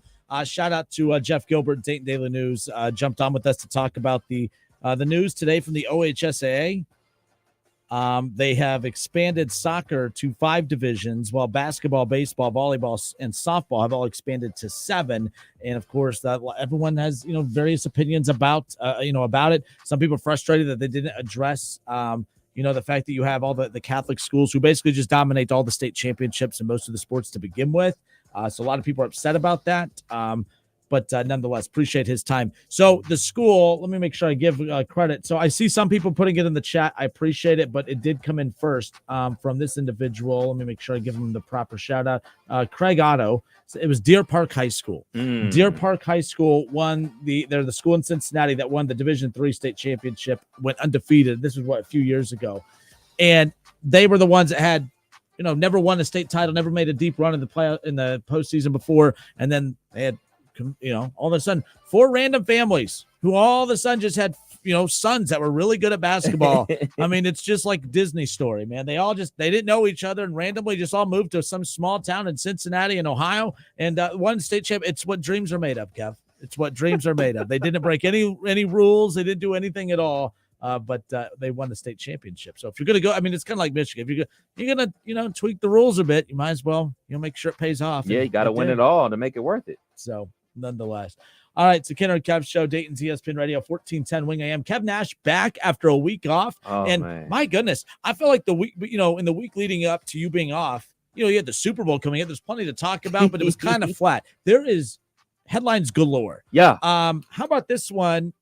So Ohio State, they take their linebackers coach, or they take their grad assistant coach who came over from, why am I drawing a blank? Laurinaitis. Mm-hmm. He is now a full-time staff member on the staff. There's rumors of him going to the Cleveland Browns to join their staff, and Ryan Day locks him up and adds him to the staff. Were you here when Chip Kelly? No. So Chip Kelly, see, there's so much stuff happened while you were gone. Chip Kelly. I need to leave more often. Chip Kelly, the new OC. Usually it's me that has to live. When I leave, everything hits the fan. But yes, a lot of stuff happened while you were gone. Chip Kelly now at Ohio State. Chris Holtmann no longer at Ohio State. Bill O'Brien no longer at Ohio State. James Laurinaitis stays at Ohio State. The OHSAA blows up the entire OHSAA high school athletics model, pretty much. Let's see what else. Dayton scored 47 points in a loss against an unranked opponent and got mad at me for pointing out that that's not very good. Wright State lost. Who did they just lose to? Why am I drawing a blank? At home this past weekend. Another tough one, but either way. So everything's just jumbling up, all one big mess. So Gumbo. Oakland, yes. So gumbo, sports gumbo for you as you come back from your little time out over in Las Vegas. So Viva. I'll start with probably the biggest one. Chip Kelly is now Dayton the offensive. scoring 47 points in a loss. No, Oh. No. No. I could start with I was watching Syracuse beat North Carolina on Monday on my phone as the wife made us go to the mall. Did they score more than 47 they points? Did. They did. Our backcourt scored like 47 points combined. Shouts out to the Qs. The biggest one is probably Chip Kelly becoming an offensive coordinator. This all started bubbling when the Boston College coach took the DC job with the Green Bay Packers. And we both said we're going to see Power 5 head coaches leave their jobs to be assistants at other Power 5 schools that are, quote unquote, in it to win it. And basically a week later, Chip Kelly did that. Look, Chip Kelly, for everything good / bad he did in the NFL with the Philadelphia Eagles and the Niners, everything good / bad that he did with UCLA and Oregon, he's not been a great recruiter. He's not been a great recruiter before NIL, and now they have NIL in the transfer portal. So you look at some of those things they got going on at UCLA, like they weren't hitting like on a lot of guys. So now we're going to have Chip Kelly do what he does best, which is call plays. He's not going to have to be worried about all the other stuff. This is an upgrade for Ohio State over Bill O'Brien. I like the Bill O'Brien situation, like from a coaching perspective, like, hey, he's going to be working hands-on with the quarterbacks and stuff like that. From a play caller situation, to get the most out of your talent, this is perfect. I mean, I'm sure everybody saw the story, so I don't need to regurgitate. Like, all right, man, like this is Coach Day's coach when he was a player. So like you would imagine they have unison. Yeah. They have thought processes that are similar. So I think this is a home run for Ohio State. You're getting a former head coach that his forte is calling plays. Now you're going to give him the ultimate talent. This is awesome. If Ohio State wasn't under any pressure to not only play for the championship, but to win the championship, like it seems like the pressure keeps going up because we keep adding players. We keep retaining players. Oh, and now we have Chip Kelly calling the plays. The expectation level for the Buckeyes is crazy this year. And I thought that last year when I went to the spring game, it was a good time. Oh, it's going to be a great time this year. Can't wait. Tim Walton gets a promotion as well. The assistant head coach, whatever that title means. The CEO. As far as that's concerned, but he gets that contract extension through 2026. As far as that's concerned, I already talked about James Laurinaitis, officially Ohio State's linebackers coach. He's now officially a member of the Buckeyes full-time coaching staff. That's huge as far as that's concerned. So there's that. The one thing, so we had Chris Carlin from Carlin versus Joe on the show yesterday. We'll have that conversation around the corner. But one thing, he was shocked by it because he said everything he's hearing is he's going to the NFL. Chris Carlin, he calls games for Rutgers football, very locked in the Big Ten and all that. It was shocking. It was shocking to a lot of people in Big Ten circles because Kelly was supposed to go to the NFL, but when the stuff about Bill O'Brien came out, then all of a sudden you started hearing the talk of Kelly going to Ohio State. That really picked up. But for how long he's there, I threw out this to Carlin yesterday. I threw it out to you. You talk about all that pressure, the expectation. It's basically championship or bust. You don't beat Michigan next year. You don't win a national championship next year. If things go sideways and it doesn't go the way you plan, keep in mind, a lot of people felt good about Texas A&M a few years ago when they dominated in the portal and dominated with NIL. And we saw how that train derailed. If things don't go well for Ryan Day, I know they have a rapport together. They have a history together, but you keep your friends close, your enemies closer. I mean, how if there's struggles, could Chip Kelly be the next head coach of the Ohio State Buckeyes? He has the clout. He has the name. That's something to keep in mind too. Chris Carlin said no, he doesn't believe so. He thinks he's a future NFL guy. He doesn't think he'll be at Ohio State long. Might just be there for a year. We'll see what ends up happening. I agree with him. I don't think Coach Kelly is going to be long for the NFL. For college football, just based off of how college football is going, based off of what he's been doing in recruiting. Look, we can talk about Coach Day and not being able to win versus Michigan, and that's obviously not good. but we could never say that he's had a recruiting class in the 40s, because that's what Chip Kelly has produced at UCLA and at Oregon. Ohio State fans would lose their minds if we came in here with the 40th recruiting class. We would lose our minds. This is a perfect situation for Chip Kelly if it's his goal is to just be an OC for the rest of his career and call plays and do what he loves and not have to worry about all the other stuff, or is to prepare him to the NFL. This is the perfect situation for him. And it's obviously a perfect situation for the Buckeyes because you take pressure off of Coach Day, but now it isn't a situation where like he would have to maybe feel like, hey, make sure Bill O'Brien's doing it, quote unquote, his way. Coach Day way was learned from Chip Kelly. So like you talked about before, that rapport, I don't see a situation that Chip Kelly is the head coach at Ohio State. I think he's going to be here a year or two and head to the NFL and be an offensive coordinator. It's the Kinner and Kev show here on 1410 ESPN Radio. So let's see. Ron Howard, he messages into you, Kev. Hey. What's Kev's take on Deshaun Foster taking over at UCLA, former Steeler? Wow, cool. They didn't wait. They didn't wait either. So cool. So cool. So ring the bell. I remember Deshaun Foster as a player at UCLA. Like, I want to say, was he on that same team that beat Miami? Like the last game of the regular season, the year Miami was just like they got blew out early and then became like one of the better teams in college football. It was such an awesome situation. He had a solid career with the Panthers. Like you said, they didn't waste any time. Yeah. So it's like, hey man, like it's cool to see guys, work their way up throughout the system and get rewarded with an opportunity to coach at their alma mater. I mean, this is really a thing that we see in college basketball with a Penny Hardaway, with a Mike Woodson at Indiana, obviously Coach AG here in town. So this is cool. Now, it's cool on the surface, but you got to do the most important thing is win. Just win, baby, win. And hopefully they don't win that game versus the Buckeyes. They got to lose that one. I'm rooting for you, Coach. I'm rooting for you, Coach Foster, but when you play the Buckeyes, I hope you lose by 100. Gordon Gross says, less arguments when Kinner is off. That ain't my fault. I give my opinions every day. I just gave one that day that just kind of, I forgot. Great defense. They lost 49-47. I highlighted the fact that they only scored 47. Oh, Kev, come on. Their defense held them to 49. Come on.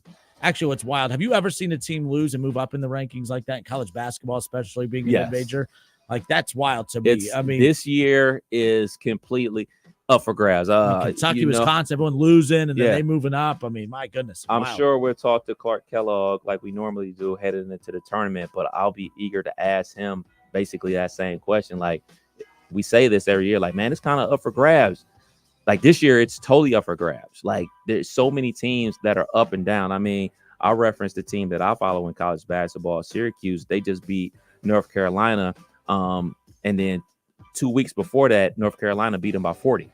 Like if a team beats you by 40, you don't ultimately end up winning by 10 the next time you play them. So this thing is completely wide open. So for people, when you're filling out your brackets, you better fill out multiple, because if you fill out one, you ain't winning. Shaw and I, by the way, Shaw called in. I think we've had 2 conversations on the phone since you've left. So we've gotten along. It's just about the fall. I think September through January, I can't stand them. But we've been on the same page. We're on the same page again. UConn or Kansas at this point. I think that there are less players in the game than in years past.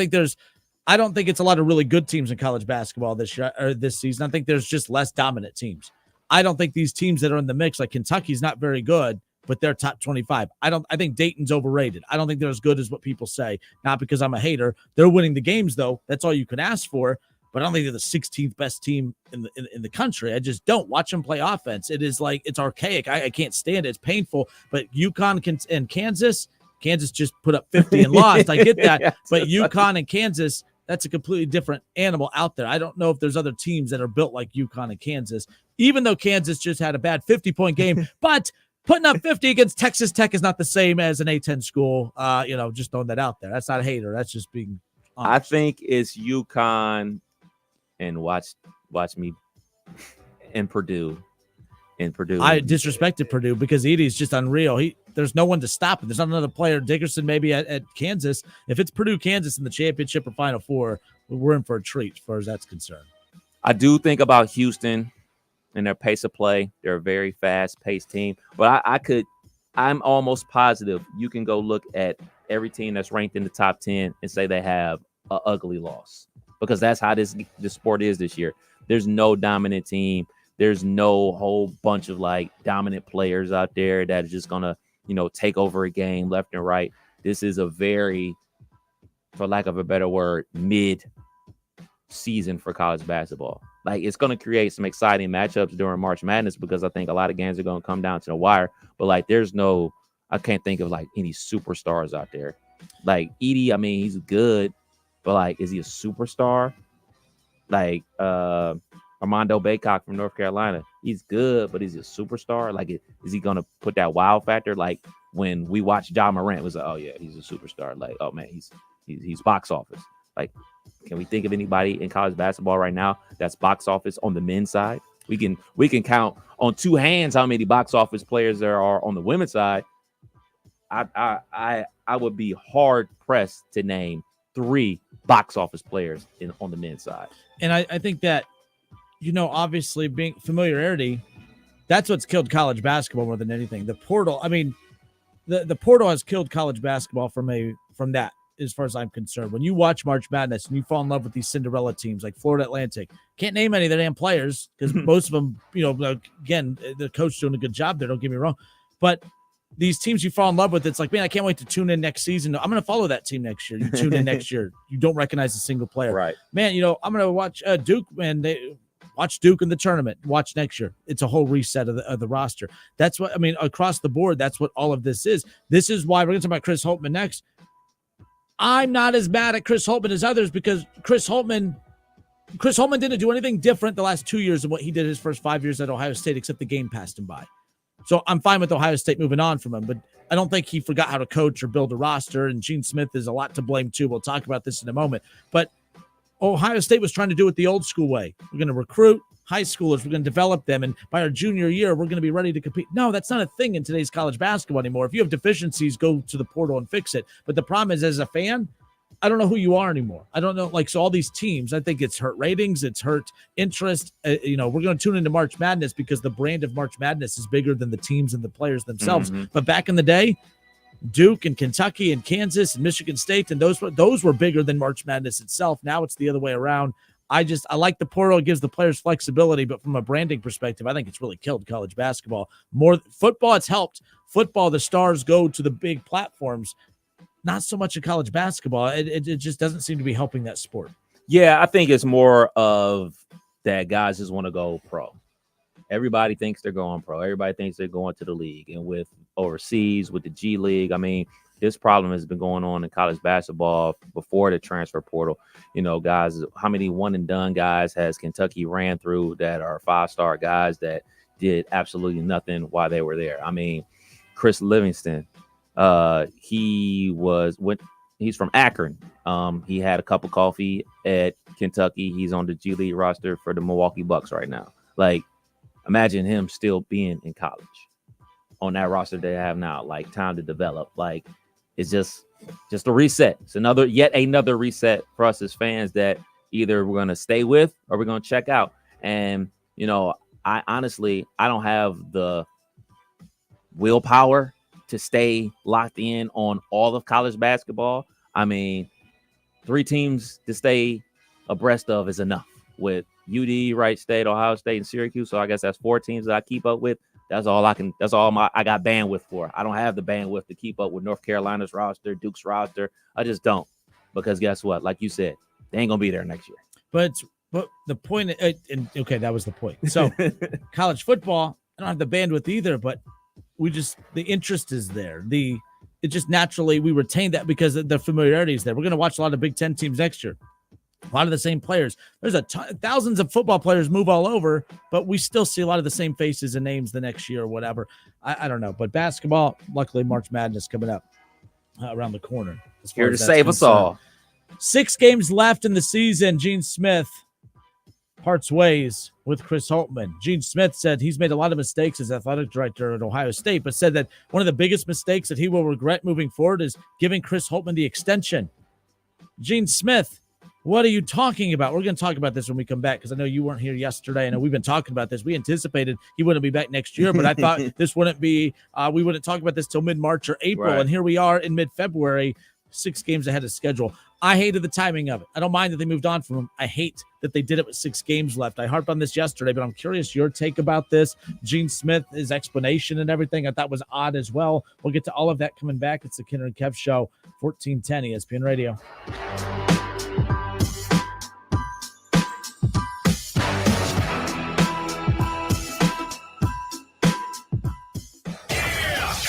It's the Justin Kinner Show with Kev Nash on 1410 ESPN Radio.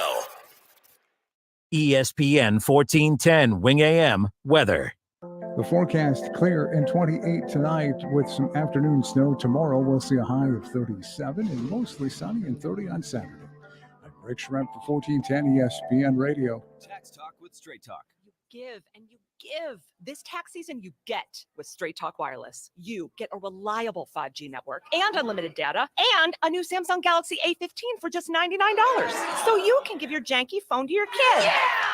Good talk. Switch to Straight Talk for plans starting as low as $25 a line per month for 4 lines. Find us at Walmart and straighttalk.com. For network management practices, visit straighttalk.com. Device offer ends 4/14/24. In-store activation on single silver unlimited plan or higher required. Family plan discount with 4 lines all on the silver unlimited plan. Taxes and fees apply. February is Children's Dental Health Month, so make sure you make an appointment for your child to visit an Ohio Dental Association member dentist. ODA member dentists are located throughout the state and are dedicated to providing the highest quality dental care, are bound by the highest ethical standards, and have access to superior ongoing education and training. On your next visit, ask if your child's dentist is a member of the Ohio Dental Association and American Dental Association, so you know you're being treated by the best. To find an ODA dentist in your area, visit oda.org.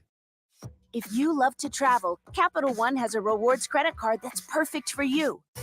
With Venture X, earn unlimited double miles on everything you buy and turn everyday purchases into extraordinary trips. Plus, receive premium travel benefits like access to over 1,300 airport lounges where you just check in and chill out. Open up a world of possibilities with Capital One.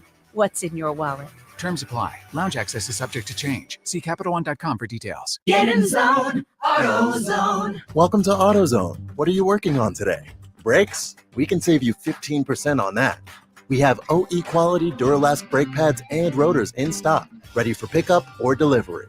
We also have calipers, brake fluid, tools, and anything else you'll need to do the job right. When you get Duralast pads and rotors together, you'll save 15%.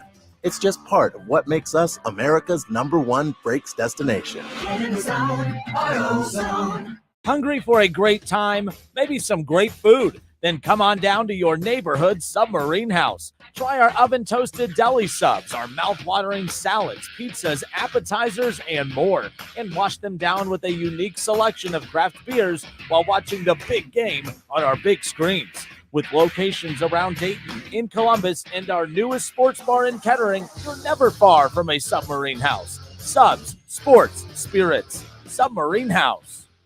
Whether we're in your home for a new McAfee installation, a scheduled maintenance, or a repair, you can count on McAfee to do what we say we'll do when we say we'll do it. We care about the services we provide and the products we install in your home, tailor-fitting our work to your family's needs through the entire process. We stand behind what we do, and we're proud to put our name on it. Breathe easy, choose McAfee, or have a cow. Hey, let me tell you about the advantages of driving with my friends at Cordell Transportation. First of all, for the new year, they're offering brand new equipment to drive. They purchased new equipment, and not a lot of people could say that, but they've got it, and they're ready to roll with you. Cordell Transportation is offering an incredible $5,000 sign-on bonus paid over 18 months. If you're an experienced Class A CDL driver looking for excellent benefits, home daily dedicated lanes, no-touch freights, then apply today online at CordellTransportation.com. Cordell Transportation, driven to succeed. People are talking about Carol Wirtz Tire and Auto Service. We've been taking our cars to Carol Wirtz for several years. Our experience is always outstanding. Every employee truly cares about the safety of your car and making sure you are satisfied. They are trustworthy and treat you like family. Thank you, Carol Wirtz, for always taking care of me and my family and making sure we are safe. Carol Wirtz Tire and Auto Service treats every vehicle like their own and each customer like family. Call 937-461-5441 or visit c-wtire.com. Progressive asks, what do an escaped leopard, We're live from the zoo where a leopard has escaped. a growling stomach, an uneaten tuna sandwich, and a backdoor doggy door have in common? They can lead to an unexpected kitchen renovation. Yeah, hi. Is this the zoo? Your leopard is in my kitchen. Bundle your home and auto with Progressive for great savings and round-the-clock protection. Progressive Casualty Insurance Company, affiliates, and other insurers. Not available in all states or situations. Psst. Hey, I have a secret. I use Secret Whole Body Deodorant because more than just my armpits stink. Oh, can I use it where my bra rubs under my... Oh, yeah. And what about down there? You know, my... Totally. 4 out of 5 gynecologists would recommend it. So I tried it, and now I get 72 hours of freshness from my pits to my... Ooh, I love that it's a spray. Me too. And it comes in sticks and creams too. Go get your Secret Whole Body Deodorant. Staples stores provide innovative products and services for small business, remote workers and learners, even teachers and parents. Explore more at your local Staples store.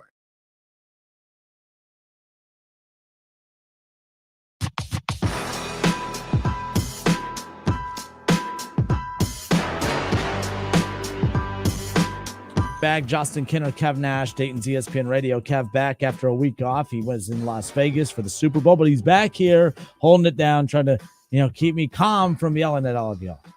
Turn up. But it is what it is. It's passion, as I like to say. But nonetheless, so whether it was cap or no cap, whether it was the hurry up, whether it was just, I've told you on many occasions, I'm a big Chris Holtmann fan. Mm-hmm. I understand, he should not be the Ohio State basketball coach in 2024-25. He should still be the basketball coach today until for the next couple of weeks. I am dying on that hill. I'm not going to move off of that hill because Kev, 6 games, that's disrespectful. Let's be clear. This dude is not as bad as what everyone has made him out to be. He is not what he needs to be to coach at Ohio State. At Ohio State for 7 years, kind of. 6 games remaining. 7 seasons at Ohio State. Made the tournament 5 of those 7. Ranked in the top 20 in 4 of those 7. Had a plan 2 years ago to recruit young, to recruit high schoolers, to not hit the portal hard, and to develop young talent. So with the goal being, and this is after talking with Adam Jardy this week and talking with Tim Hoff and the fan, the goal was to, by the junior year of Akpara and these guys, to be true contenders. That was the plan that Chris Holtmann talked about with Gene Smith. Gene Smith signed off on it. I've shared with you on many occasions, okay? David Bell and the Reds. I hate the overusage of analytics to the point to where you dumb the sport down to where you don't even have to think. You just, okay, the count is this. I need to do this. Oh, it's the 3rd time through the lineup. I need to do this. Forget the fact that my pitcher has a no-hitter. 3rd time through the order, we're going to move. When this happens, push this button. The manual, that is, I hate that. But if the Reds front office, who has basically invested millions into their analytical department, and they're telling David Bell, you need to manage based on the millions of dollars that we've invested into this department, then you're fine. You're technically doing your job. You're not winning games, but you're doing what your boss tells you to do, right? Well, that's where I'm at with Chris Holtmann. I know they needed to win more games, especially in freaking January. I've never seen anything like it. They beat the good teams in November, December. They beat really good. They look good in November, December. Come January, they don't look so good anymore. I have no clue what happens. I don't know if all these kids, if Chris Holtmann just gives them coal for Christmas, I don't know what happens after December 25th that these guys just forget how to play basketball. He should not be the coach in 24-25 moving forward. Ohio State needs a new college basketball coach, no doubt about it. 6 games left, though, for doing what your boss, Gene Smith, signed off on. And by the way, Ross Bjork, the new athletic director coming from Texas A&M, will be responsible for the new hire, okay? But Gene Smith, who's on his way out, what's it matter to you? Why do you care? And then he does this BS press thing yesterday with the media and says, I regret a lot in my time here, but the one that I'll regret more than that is doing that extension 2 years ago. When you gave him that extension 2 years ago, that was the 5th straight trip to the NCAA tournament. You moved on from Thad Matta because 3 straight years they didn't make the NCAA tournament. Chris Holtmann was not perfect. I know I'm being a semi-homer towards him because I like Chris Holtmann and I know Chris Holtmann, so maybe that's what it is. But damn it, Kev, 6 games. You did this in mid-January. Fine. Still not a big fan of it, but there's a lot of season left, and you're trying to spark life into a team. Hey, this is the 3rd straight year this has happened. We don't have time for this anymore. We're moving on. 6 games left. I think that is garbage. I am not a fan of that. I was fine. I thought I was going to have a calmer monologue today. I'm even more angry today the more I've had time to sit back and think about it. Chris Holtmann, actually, the reports coming out from 11 Warriors, by the way, he was blindsided by it. He just got the approval, like him and Gene Smith touched base 2 weeks ago, and everything was fine. 2 weeks ago is when they were at their worst, and everything was fine because, hey, they were sticking to the plan. The team wasn't quitting on him. Everything was good.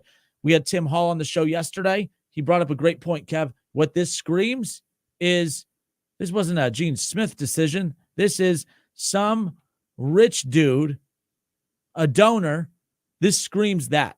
This is what I hate about college athletics. When the rich donors all of a sudden become the athletic directors, there's rich donors in this town that keep a certain matchup from happening. I hate when rich donors think that they're the athletic director and make stuff happen. But I guess I'm just jealous because I'm poor, so more power to them. But you got a new truck. I got a new truck, and I'm poor because of that new truck. But damn it, I may not have any money, but I look good in that truck. I love that truck.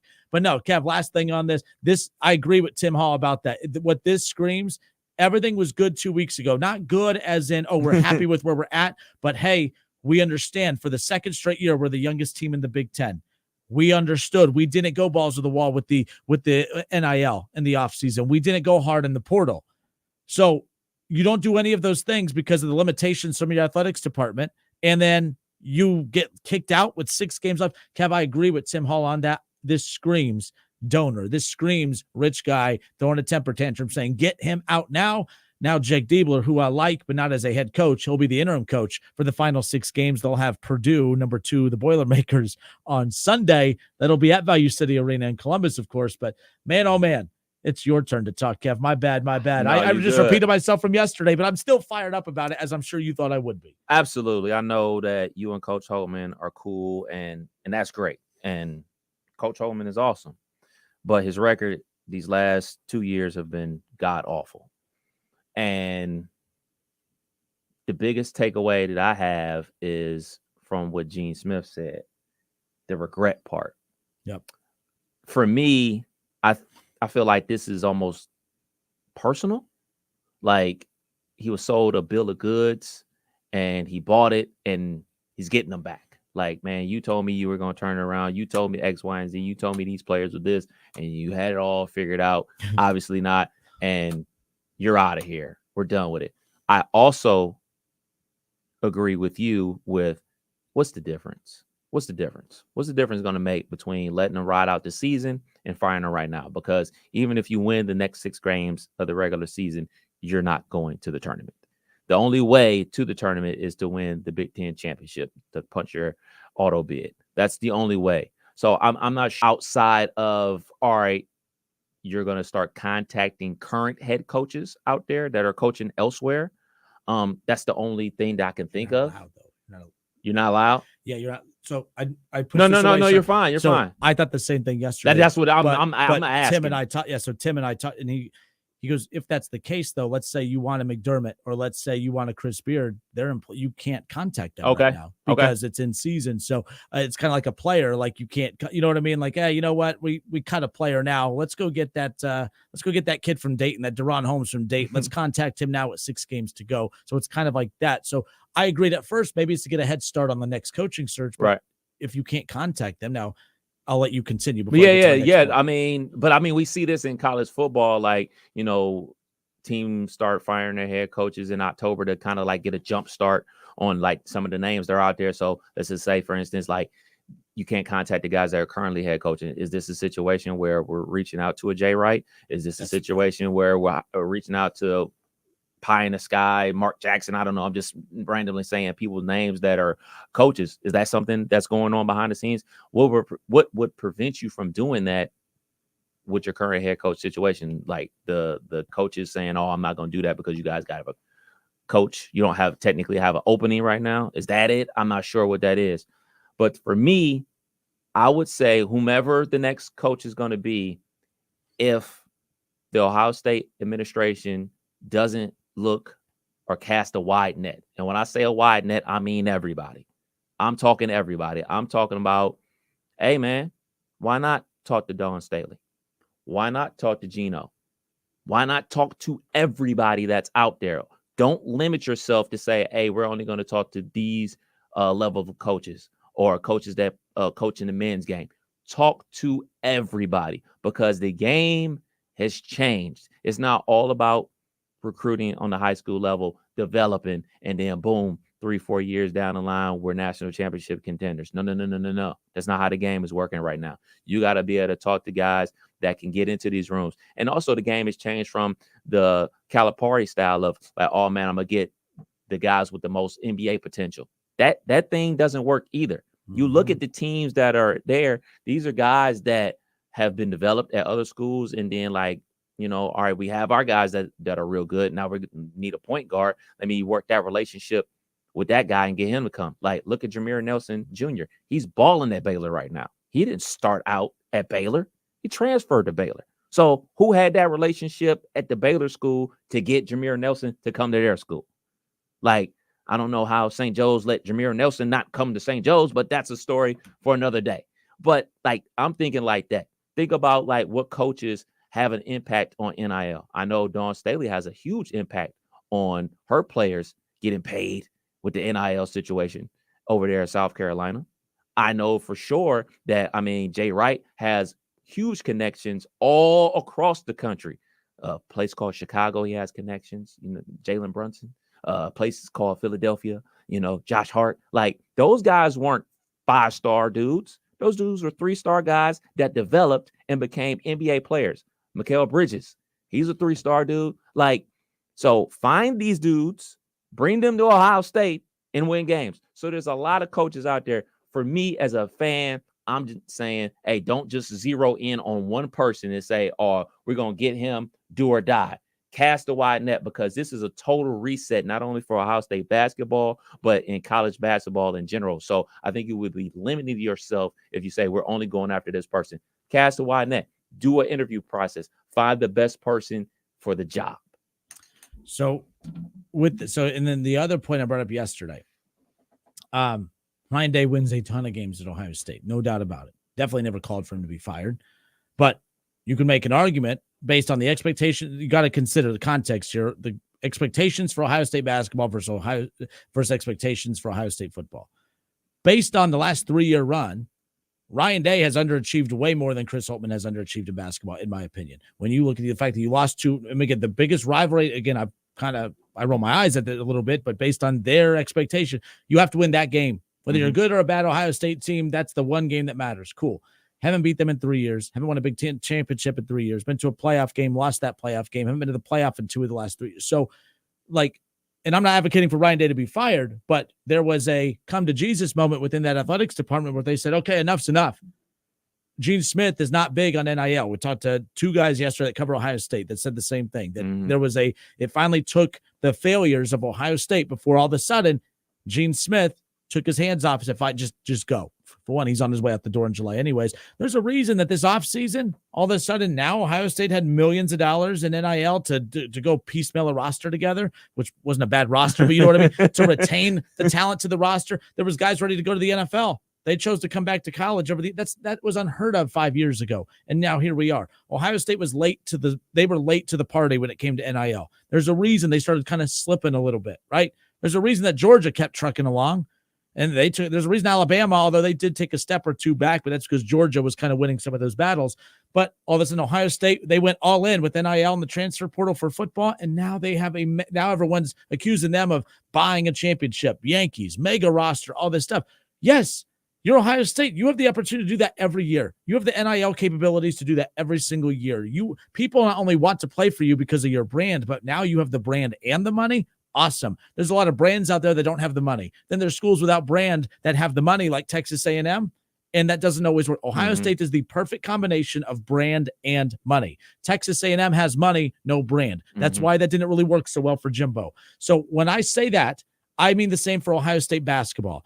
We had Adam Jardy on 2 days ago. He said from what he's hearing, he fully expects that this offseason that they are going to open the bag for NIL for basketball, something that they have not done the last couple of years. So if you have not provided your coach and Chris Holtmann the resources to go out and get the best players in the portal, and to do that, they went with the young model of where we're going to have to just recruit out of high school and develop like you're a mid-major school. Ohio State had a mid-major approach to this because of the limitations that their athletic director put on them. That's why I'm so passionate about this. Chris Holtmann needs to go. I'm not arguing that he needs to stay, but don't act like you gave him every opportunity to be successful when you did not. You let Ryan Day off the hook by taking off the opening up the lid to go be aggressive in NIL and portal, but you didn't give Holtmann the same opportunity the last 2 years when that train was starting to slide off the tracks.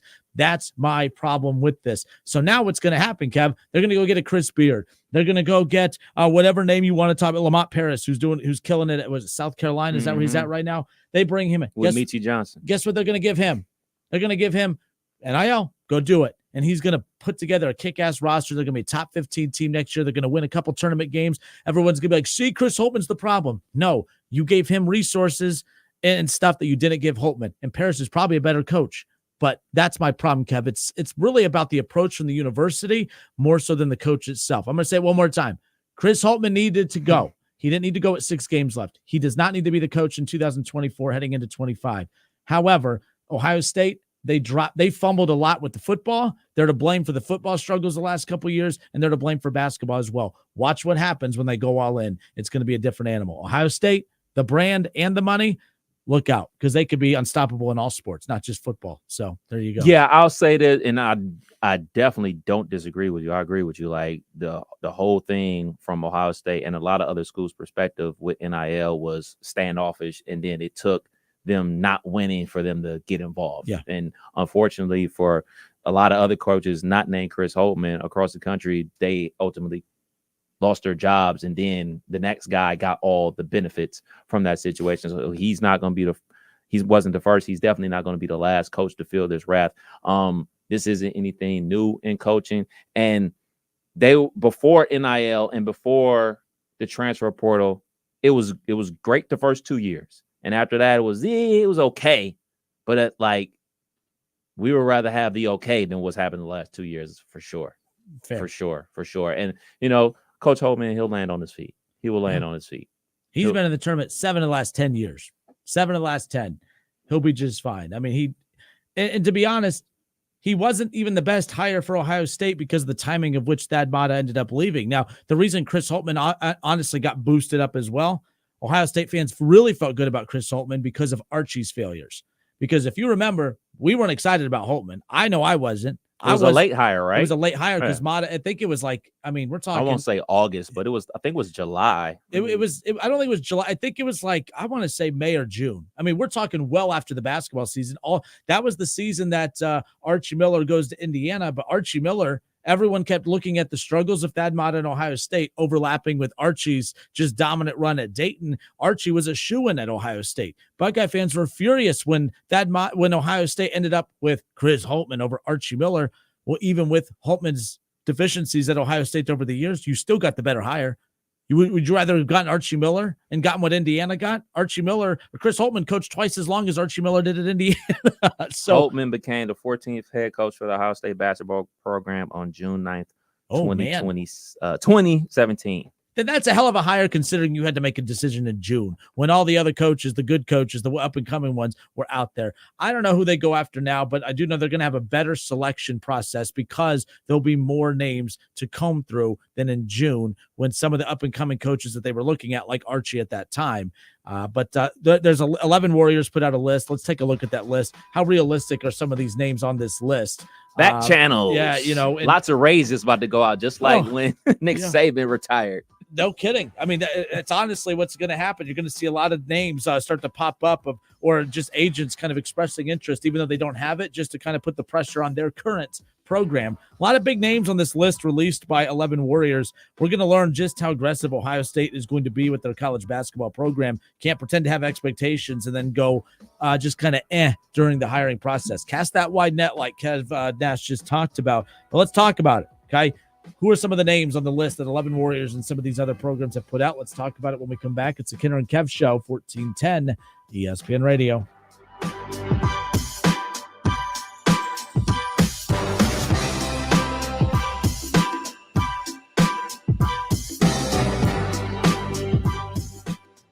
The ONN Daily Podcast. Get a recap of all the day's news from across the state. ONN affiliate WBNS TV in Columbus has more. Haley Kirby, reporting in downtown Toledo. From the State House, Kevin Landers. ONN Canton. ONN affiliate WKYC TV in Cleveland explains. In Marietta, Brett Wharf, ONN News. Emma Henderson in Genoa. The ONN Daily Podcast. Listen at ONNradio.com or wherever you download your favorite podcasts from the Ohio News Network.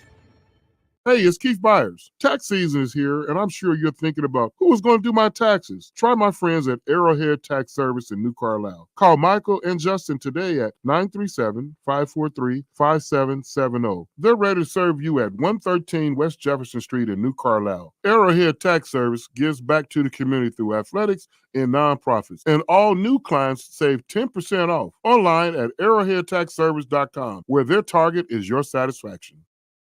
Have you heard? Bath Creations has moved to their new location and showroom at 8741 North Kimmel Road in Clayton. This gives you even more opportunity to see the incredible amenities and craftsmanship Bath Creation offers. With Bath Creations, you get a beautiful, modern bathroom that is safe, comfortable, and affordable. Attention first responders, veterans, and active military. Save an additional $500 off your purchase. Visit at 8741 North Kimmel Road in Clayton or online at mybathcreations.com and get a new bath today.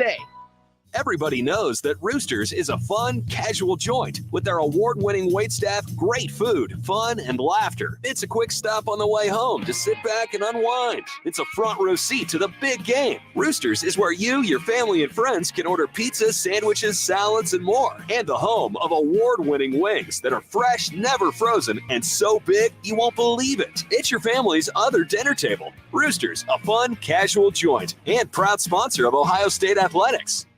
Why choose a Sleep Number smart bed? Because no two people sleep the same. Only the Sleep Number smart bed lets you each choose your individual firmness and comfort, your Sleep Number setting. The Climate 360 smart bed is so smart it actively cools or warms up to 13 degrees on either side for your ideal sleep temperature. And now, during our President's Day sale, save 50% on the Sleep Number limited edition smart bed, plus free home delivery when you add any base. Ends Monday. To find a store near you, visit sleepnumber.com. Without the ones like you, who work tirelessly to keep things running, everything would suddenly stop. Hospitals, factories, schools, and power plants, they all depend on you. No matter the weather, emergency, or time of day, you're the ones who get it done. At Grainger, we're here for you with professional-grade industrial supplies. Count on real-time product availability and fast delivery. Call, clickgrainger.com, or just stop by. Grainger, for the ones who get it done. Staples stores provide innovative products and services for small business, remote workers and learners, even teachers and parents. Explore more at your local Staples store. Why choose a Sleep Number smart bed? Because no two people sleep the same. Only the Sleep Number smart bed lets you each choose your individual firmness and comfort, your Sleep Number setting. The Climate 360 smart bed is so smart it actively cools or warms up to 13 degrees on either side for your ideal sleep temperature.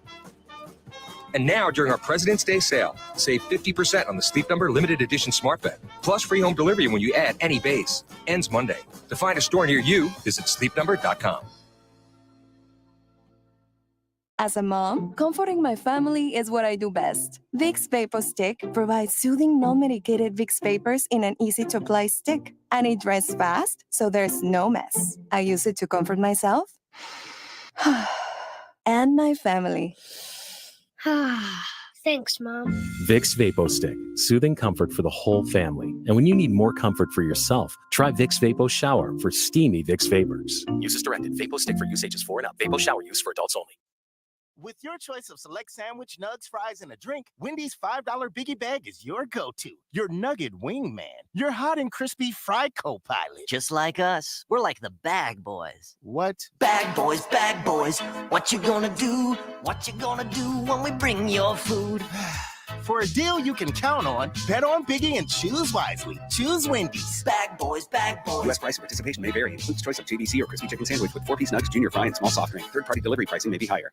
Sick and tired of achy joints? Dread the idea of surgery? You need to call QC Kinetics today. Hey, it's Keith Byers. Listen, the state of healthcare is always changing. The old ideals like steroids and surgery are no longer your only options. Regenerative medicine at QC Kinetics is transforming lives with innovative, non-surgical, drug-free treatments that deliver lasting results. Knee pain, back pain, shoulder pain from arthritis or injury? Don't let this pain keep you from living your best life. QC Kinetics advanced state-of-the-art treatments harness and direct your body's natural ability to restore and repair damaged joint tissue. This is a revolutionary approach that can get you long-term relief with no downtime. Make 2024 the year you reclaim your mobility, reclaim your independence, walk and run and play and live without the danger and trauma of surgery.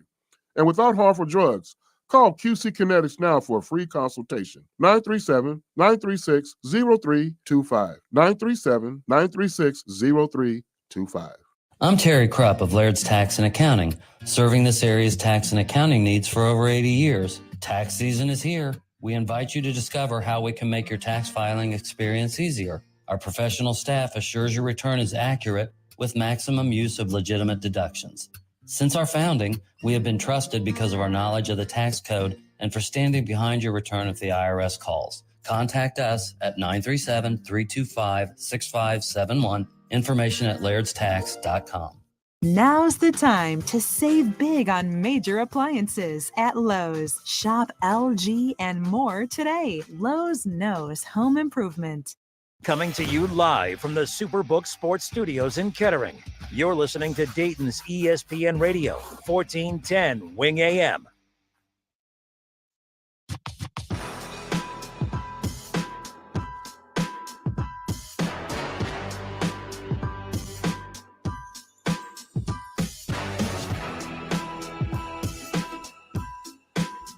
All right, we are back. Hour number 3. It's the Kinder and Kev show here on Dayton's ESPN Radio, 1410 Wing AM. Pick up with the Chris Holtmann stuff in a moment. Or really, it's not really about Chris Holtmann anymore. It's about who's going to be the new Chris Holtmann. But so you were telling me about you were in Vegas for the Super Bowl. Yeah. And I bet you finding a place to watch that game because you didn't go to the Super Bowl. You went to Vegas. Your brother, obviously, you got cheap flights because your travel points. Your brother lives there, so you got a chance to stay with him. So you didn't have to pay really hardly anything for travel. Your room board was covered, so that's pretty cool. But like to me, as I've gotten older, the idea of going to watch games in big crowded areas, it just like I'll do it, but I'm like I like just kind of chilling in the living room, hanging out with friends, whatever. That's kind of my cup of tea. But I would go to Vegas if I had the chance to go to Vegas. I'd go. But Vegas sounds expensive, even when having your flight and your room covered. So you said you can go to bars and like watch party. The price that you just said to get in and all you can drink is a wild freaking thing. Yes. So the place that we ultimately picked was the American. It's in the Link Promenade. If you ever been to Las Vegas, so it's like this big promenade area between the Flamingo Hotel and the Link Hotel. So it's just like this alleyway of nothing but bars and restaurants and just good hanging out. So we ultimately picked that place. It was $150 a person for all you can drink. Now they don't have a restaurant on the inside, so they allow you to go to In-N-Out Burger, a pizza stand, there's a nacho stand. It's a whole bunch of restaurants around, so like you just bring it inside as you watch the game or whatever, and they give you a little wristband so you can come in and out. But yeah, $150 a person for all you can drink from 2:00 until whenever the game ended. So yeah, so 2:00 their time is what 5 o'clock here. So yeah, so basically from 2 until like 7 o'clock, it was open bar. And this is good for you, talking about not being around a whole bunch of people. The capacity of this place is only 90 people. So 90. So everyone in there had to pay $150. Yeah. So was there a certain amount of time that you had to be in there? Just from it was 2 till the game was over. So basically 2 to 7. So if 90 people at 150, that's about 13,000.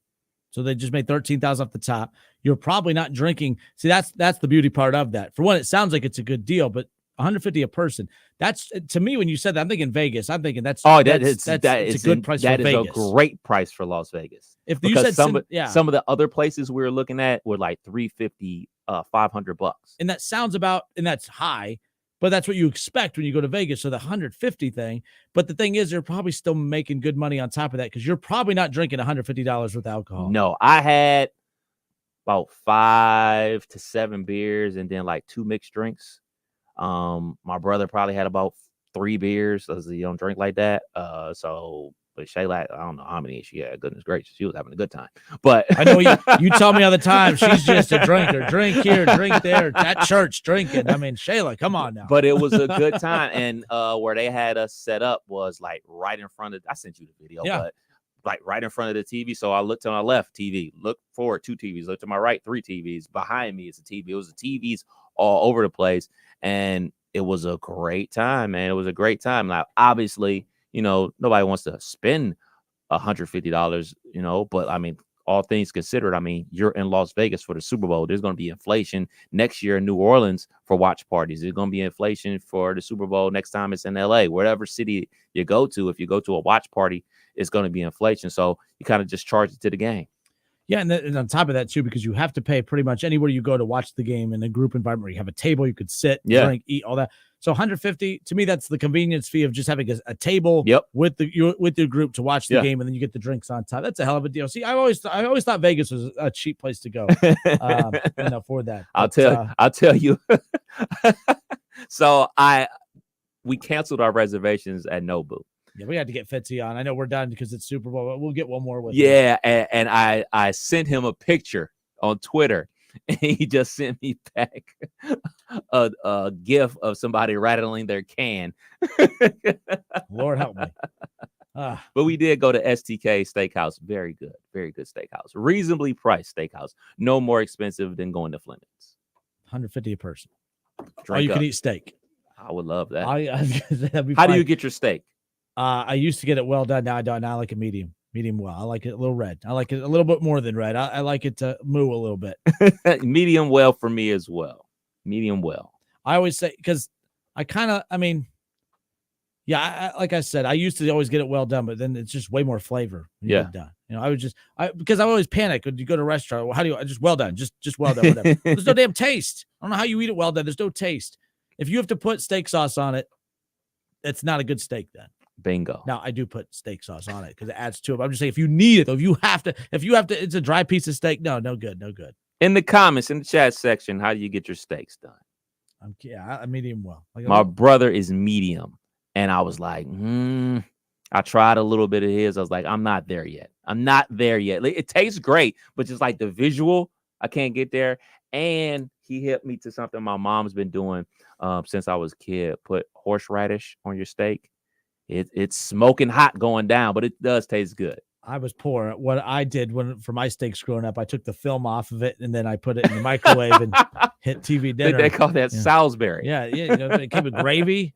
I was a kid. It came with a little brown. See, and I used to be pissed as I got older.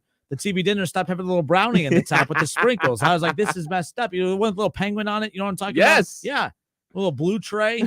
I have to go get a couple of them on the way home just for old time's sake. They're not $1.50 anymore.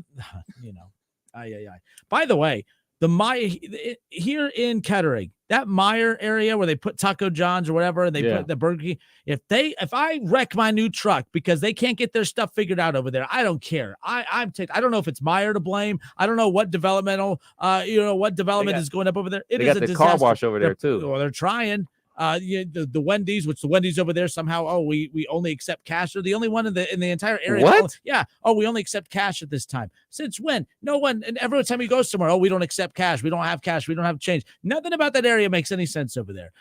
There's a homeless guy that kept like trying to pull on the handle as I'm trying to drive by, but I can't because there's cars, and I'm like pretending I don't see him. I'm panicking. I hate that area over there. What is happening over there?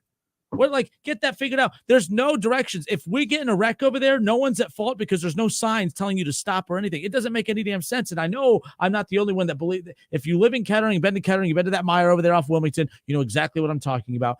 Taco John's has that place bumping right now because, I haven't had it yet. I think they're bringing some food in Yes, next they week, are. right? I'm going to make sure I'm here for that. But I'm excited. Based on the line, I'm going to be here Tuesday when they bring it in next week. But Meyer got to get that stuff figured out. And I don't even think it's on Meyer. I think it's whoever's in charge of that whole little lot over there. Yes, a train wreck over there. Sorry to put you in that. It's a train wreck over there. Shouts out to Taco John's, proud sponsor of Hot 102.9. But I gave them love. Anyways, where were we going with this? Yes, speaking of train wreck, Chris Holtmann, his replacement. A lot of names on the list for the potential replacement for Chris Holtmann. And again, there's some names that I'm very, very interested in, and other names I'm just kind of like yawn. The Lamont Paris one is kind of interesting. Where did he come from, by the way?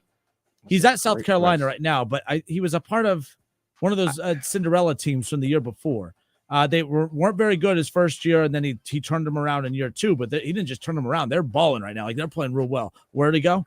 I'm not sure, but the thing about it is he's they from turn Ohio. around. Yeah, and he has a connection with Michie Johnson from Cleveland. Used to play at Ohio State, early enrollee at Ohio State. Graduated high school early. Played before he was ready. Dealing with an injury. Ultimately, whatever happened between Ohio State and him, he ended up transferring to South Carolina. And I think we talked about this maybe like a couple weeks ago. Like, does it hurt us as hardcore Ohio State fans to see guys that transferred out balling somewhere else that didn't get any playing time at Ohio State? I think Michie's biggest play was the game winner shot he had like as a sophomore, and now like he's a borderline second round pick.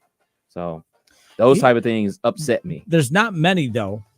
I brought that up to Jardy the other day, and he goes, "That's a good point." And he goes, "But Michie's the only one that is technically taken off. Like there's been a lot of big names. Like the kid from Columbus that's there now as a freshman. Like a lot of people are kind of keeping an eye on him, playing the state. He was a good football player too, all that fun stuff. But no, I'm kind of interested in Lamont Paris. I think he's up from the Findlay area, nonetheless. But I'm very interested in that. I'm not against that one.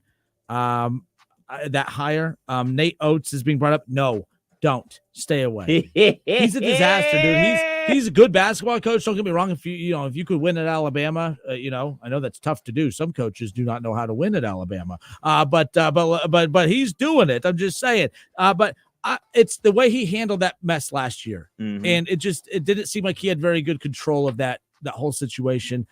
That to me, he can coach, but there's a lot of guys that can coach, and we need a guy that if there is a situation, we need a leader that's going to be able to take over. I just don't want that. We've seen the thing with Urban and the mess there. We just don't need to go down that road again. I agree 1,000,000%. I was the person that said that if I'm the Charlotte Hornets, I wouldn't draft Brandon Miller, simply based off of him being involved in that situation on top of the Bridges situation. Like you have somebody that allegedly, put his hands on his girlfriend or wife or whatever, and then now you're going to draft a guy that was involved with a situation where someone was shot and a female was shot and killed. I think it's still a bad situation, even though Brandon Miller is balling in the league. I just think that's a bad situation. And then for the head coach to keep rolling that player out there in that situation, I don't want that stench anywhere near me, anywhere near my program. Nah, I'll pass on that.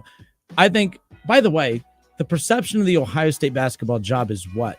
I talked earlier about brand and money. The Ohio State brand, if coaches out there know that they're about to open up the NIL bag, I think they become a very highly sought after job. If they're willing to give the same treatment to basketball that they do football, or at least something relatively close, I think they become a very, very interesting job. Chris Mack, that name's been thrown out. Where are you with that? I'm lukewarm on that. I think that's a name that if you're not going to invest heavily into the program and you need to get a recognizable name, fine. I still think you could do better than Chris Mack. I'm going to pass on that. Pass. He didn't do well at Louisville, and that was his opportunity to kind of show what he could do with the program that had bigger and better resources than before. And to be honest, Xavier's just better with or without him. Like it's just kind of wild. Yeah, so. I'm a pass on that. Basically, the same thing you said with everything that happened at Louisville. Like it wasn't good for him down there.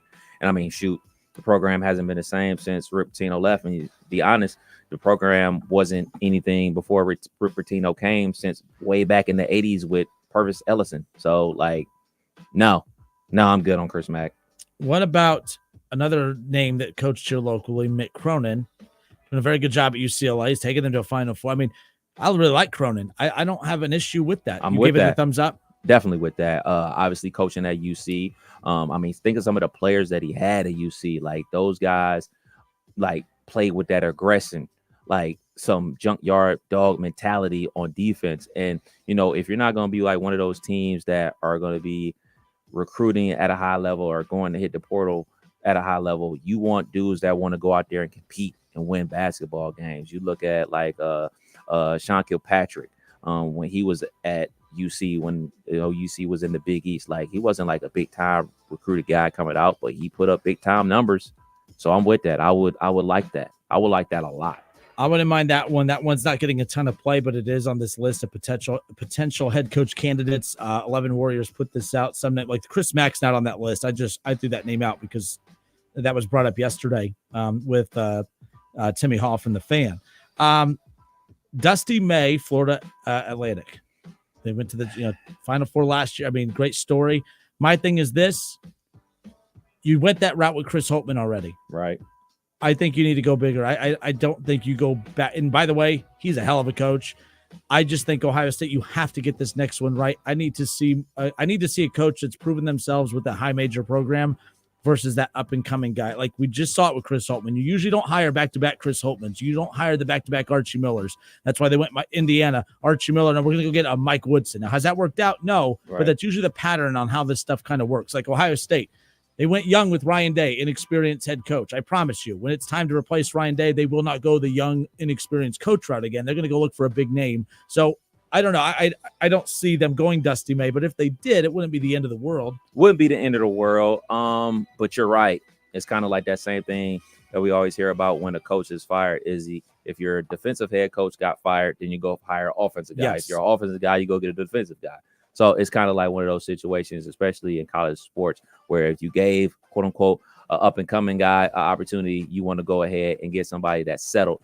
My only thing with that, if you get a guy with experience that had a way of doing things, is he able to adapt to the new way of doing things in college sports? Is he willing to, do the transfer portal? Is he willing to do the NIL game? They have to be willing and able to do those things. You can't be halfway in and halfway out, because that's what happened with Ohio State, especially on the football side. We're halfway in, halfway out. We got some seasons that we were in contention to win the national championship and ultimately lost to that team up north 3 straight years in a row. So that's not where we want to be with the basketball team. I think we want to be all the way in. We want to get back to those early years of that model. That's where we want to be. We want to be in the mix. We want to be at least a Sweet 16 team every other year. Shaw threw one out. And this one, I've talked about this name too. I've said this name a few times. I don't know if it's the best one, but with Ross Bjork, the new athletic director who will be in charge of the hire. When he was at Texas A&M, he hired Buzz Williams. Now he's responsible for hiring a head coach at Ohio State. And, the money going to be higher probably here. So who knows? Buzz Williams, what say you? I don't know. I mean, Buzz Williams has coached everywhere. He's a globetrotter, bro. He is a Rolling Stone. So am I. I'm a globetrotter. Yes, you are. I mean, he's not a bad coach. Not great. But, like, man, he just never seems to be settled. And, I mean, maybe that's a good thing. I wouldn't be like, oh, yeah, now we're in the mix. Now we're going to win something if we got Buzz. I was like, all right, we're going to be obviously better. But it's not really a wow for me. Yeah, I think that's going to be one of those. If you go through a list of names and it's not working out, I think you go there. That's fine.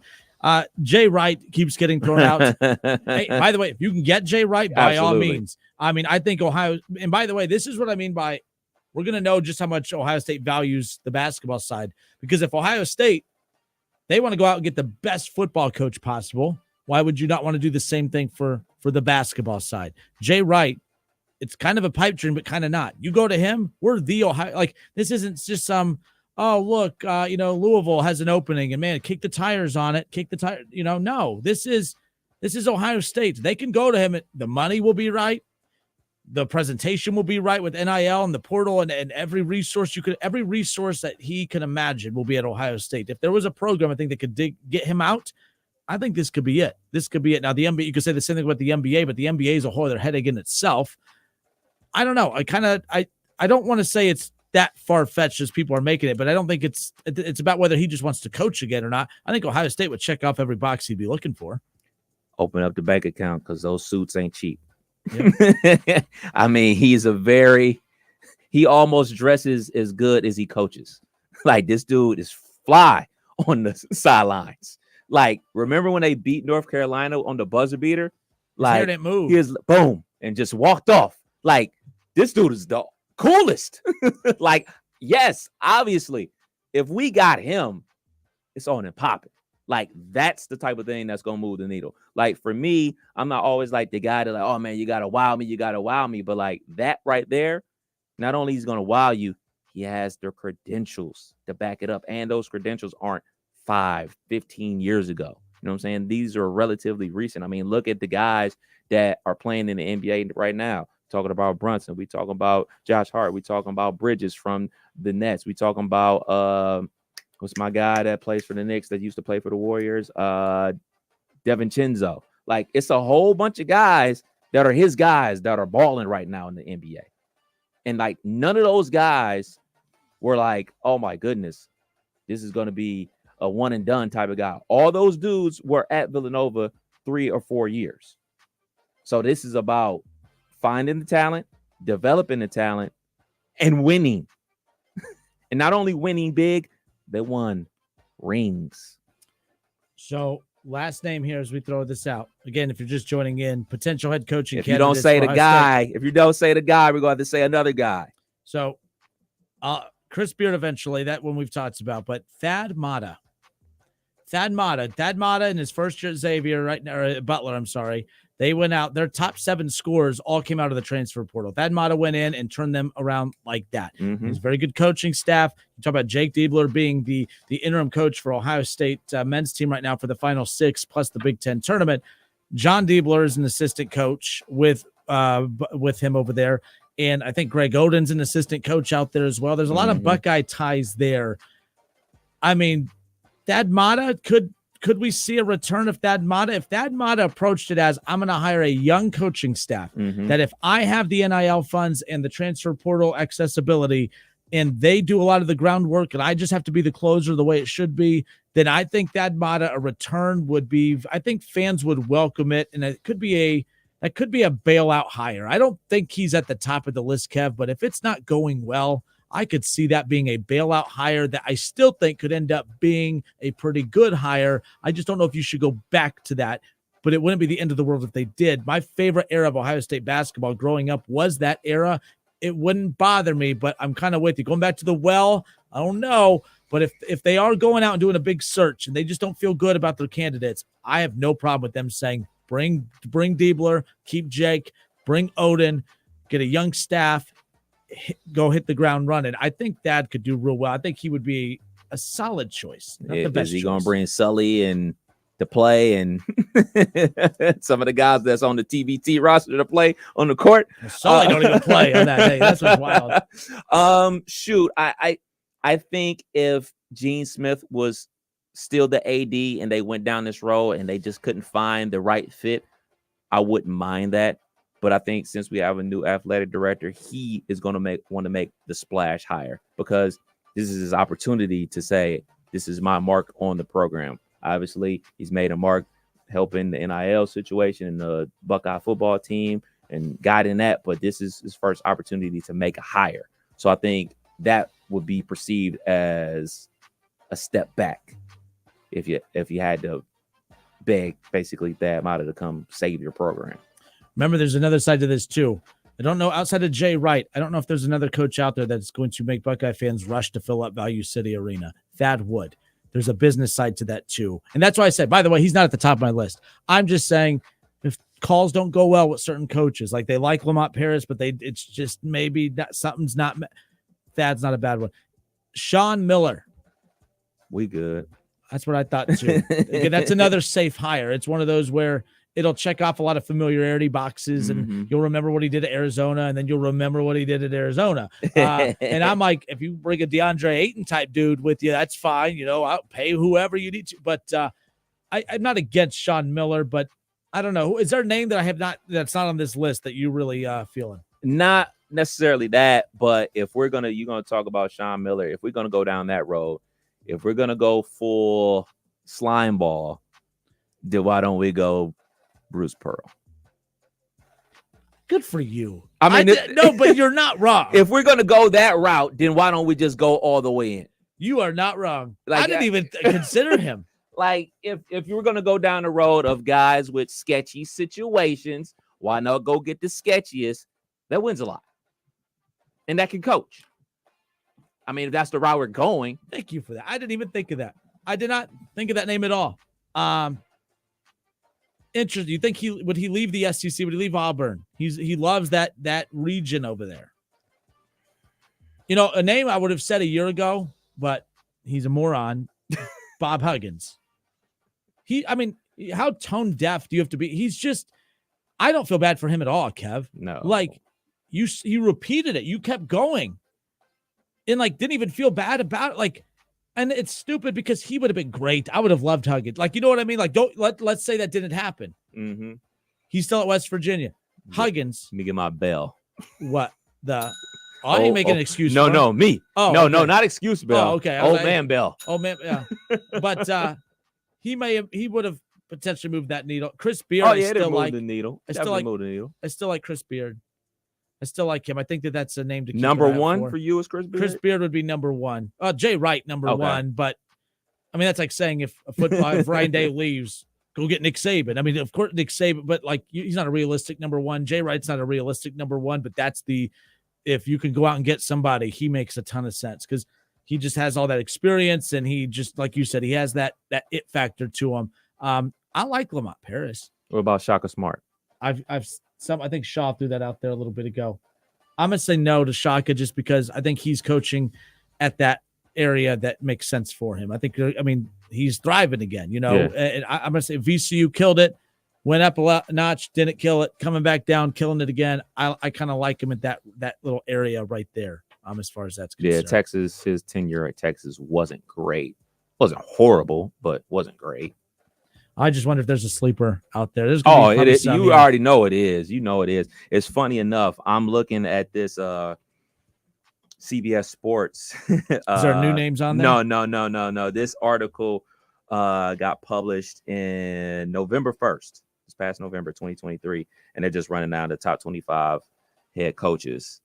Chris Holtman is, where is he? Wait, 23rd. Reset this again. What? This is CBS Sports' top 25 college coaches. This got released November 1st, 2023. Chris Holtman, 23. He's not a bad coach. He's gonna land back on his feet. He's gonna land back on his feet. Let me say this, Dayton fans. By the way, Grant's going nowhere. I'm not even trying to set it up that way. Serious conversation. Dayton has AG retires. They go on a tournament run this year, and with everything he's been through, he just, I've had Obi, I've had Duran. I'm good.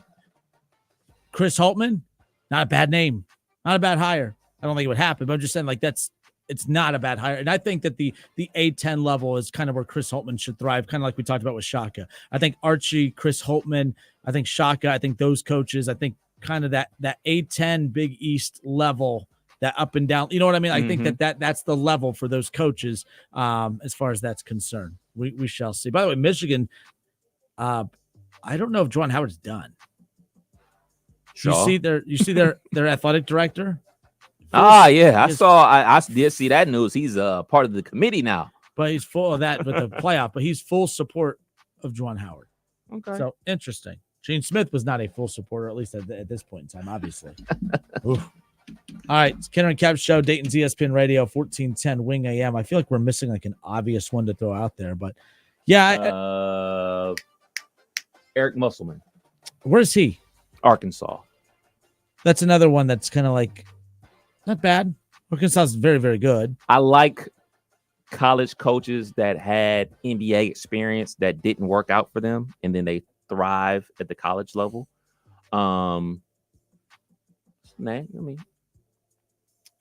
Brad Stevens.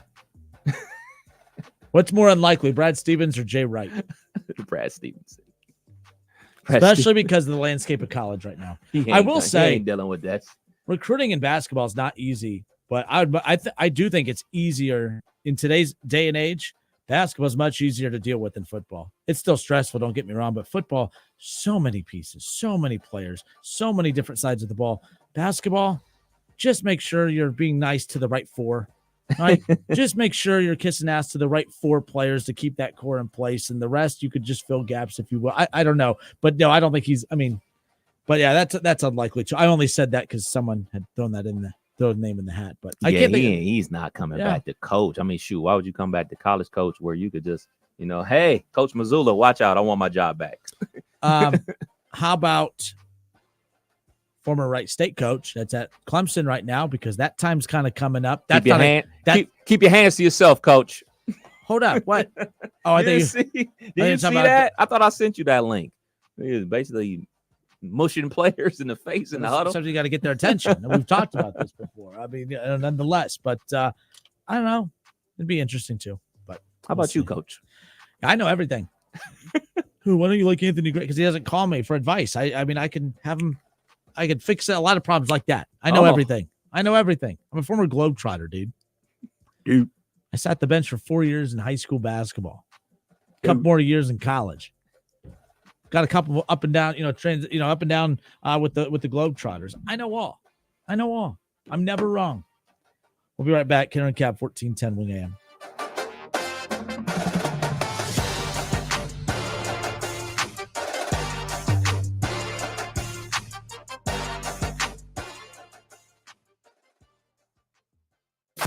It's the Justin Kinner Show with Kev Nash on 1410 ESPN Radio.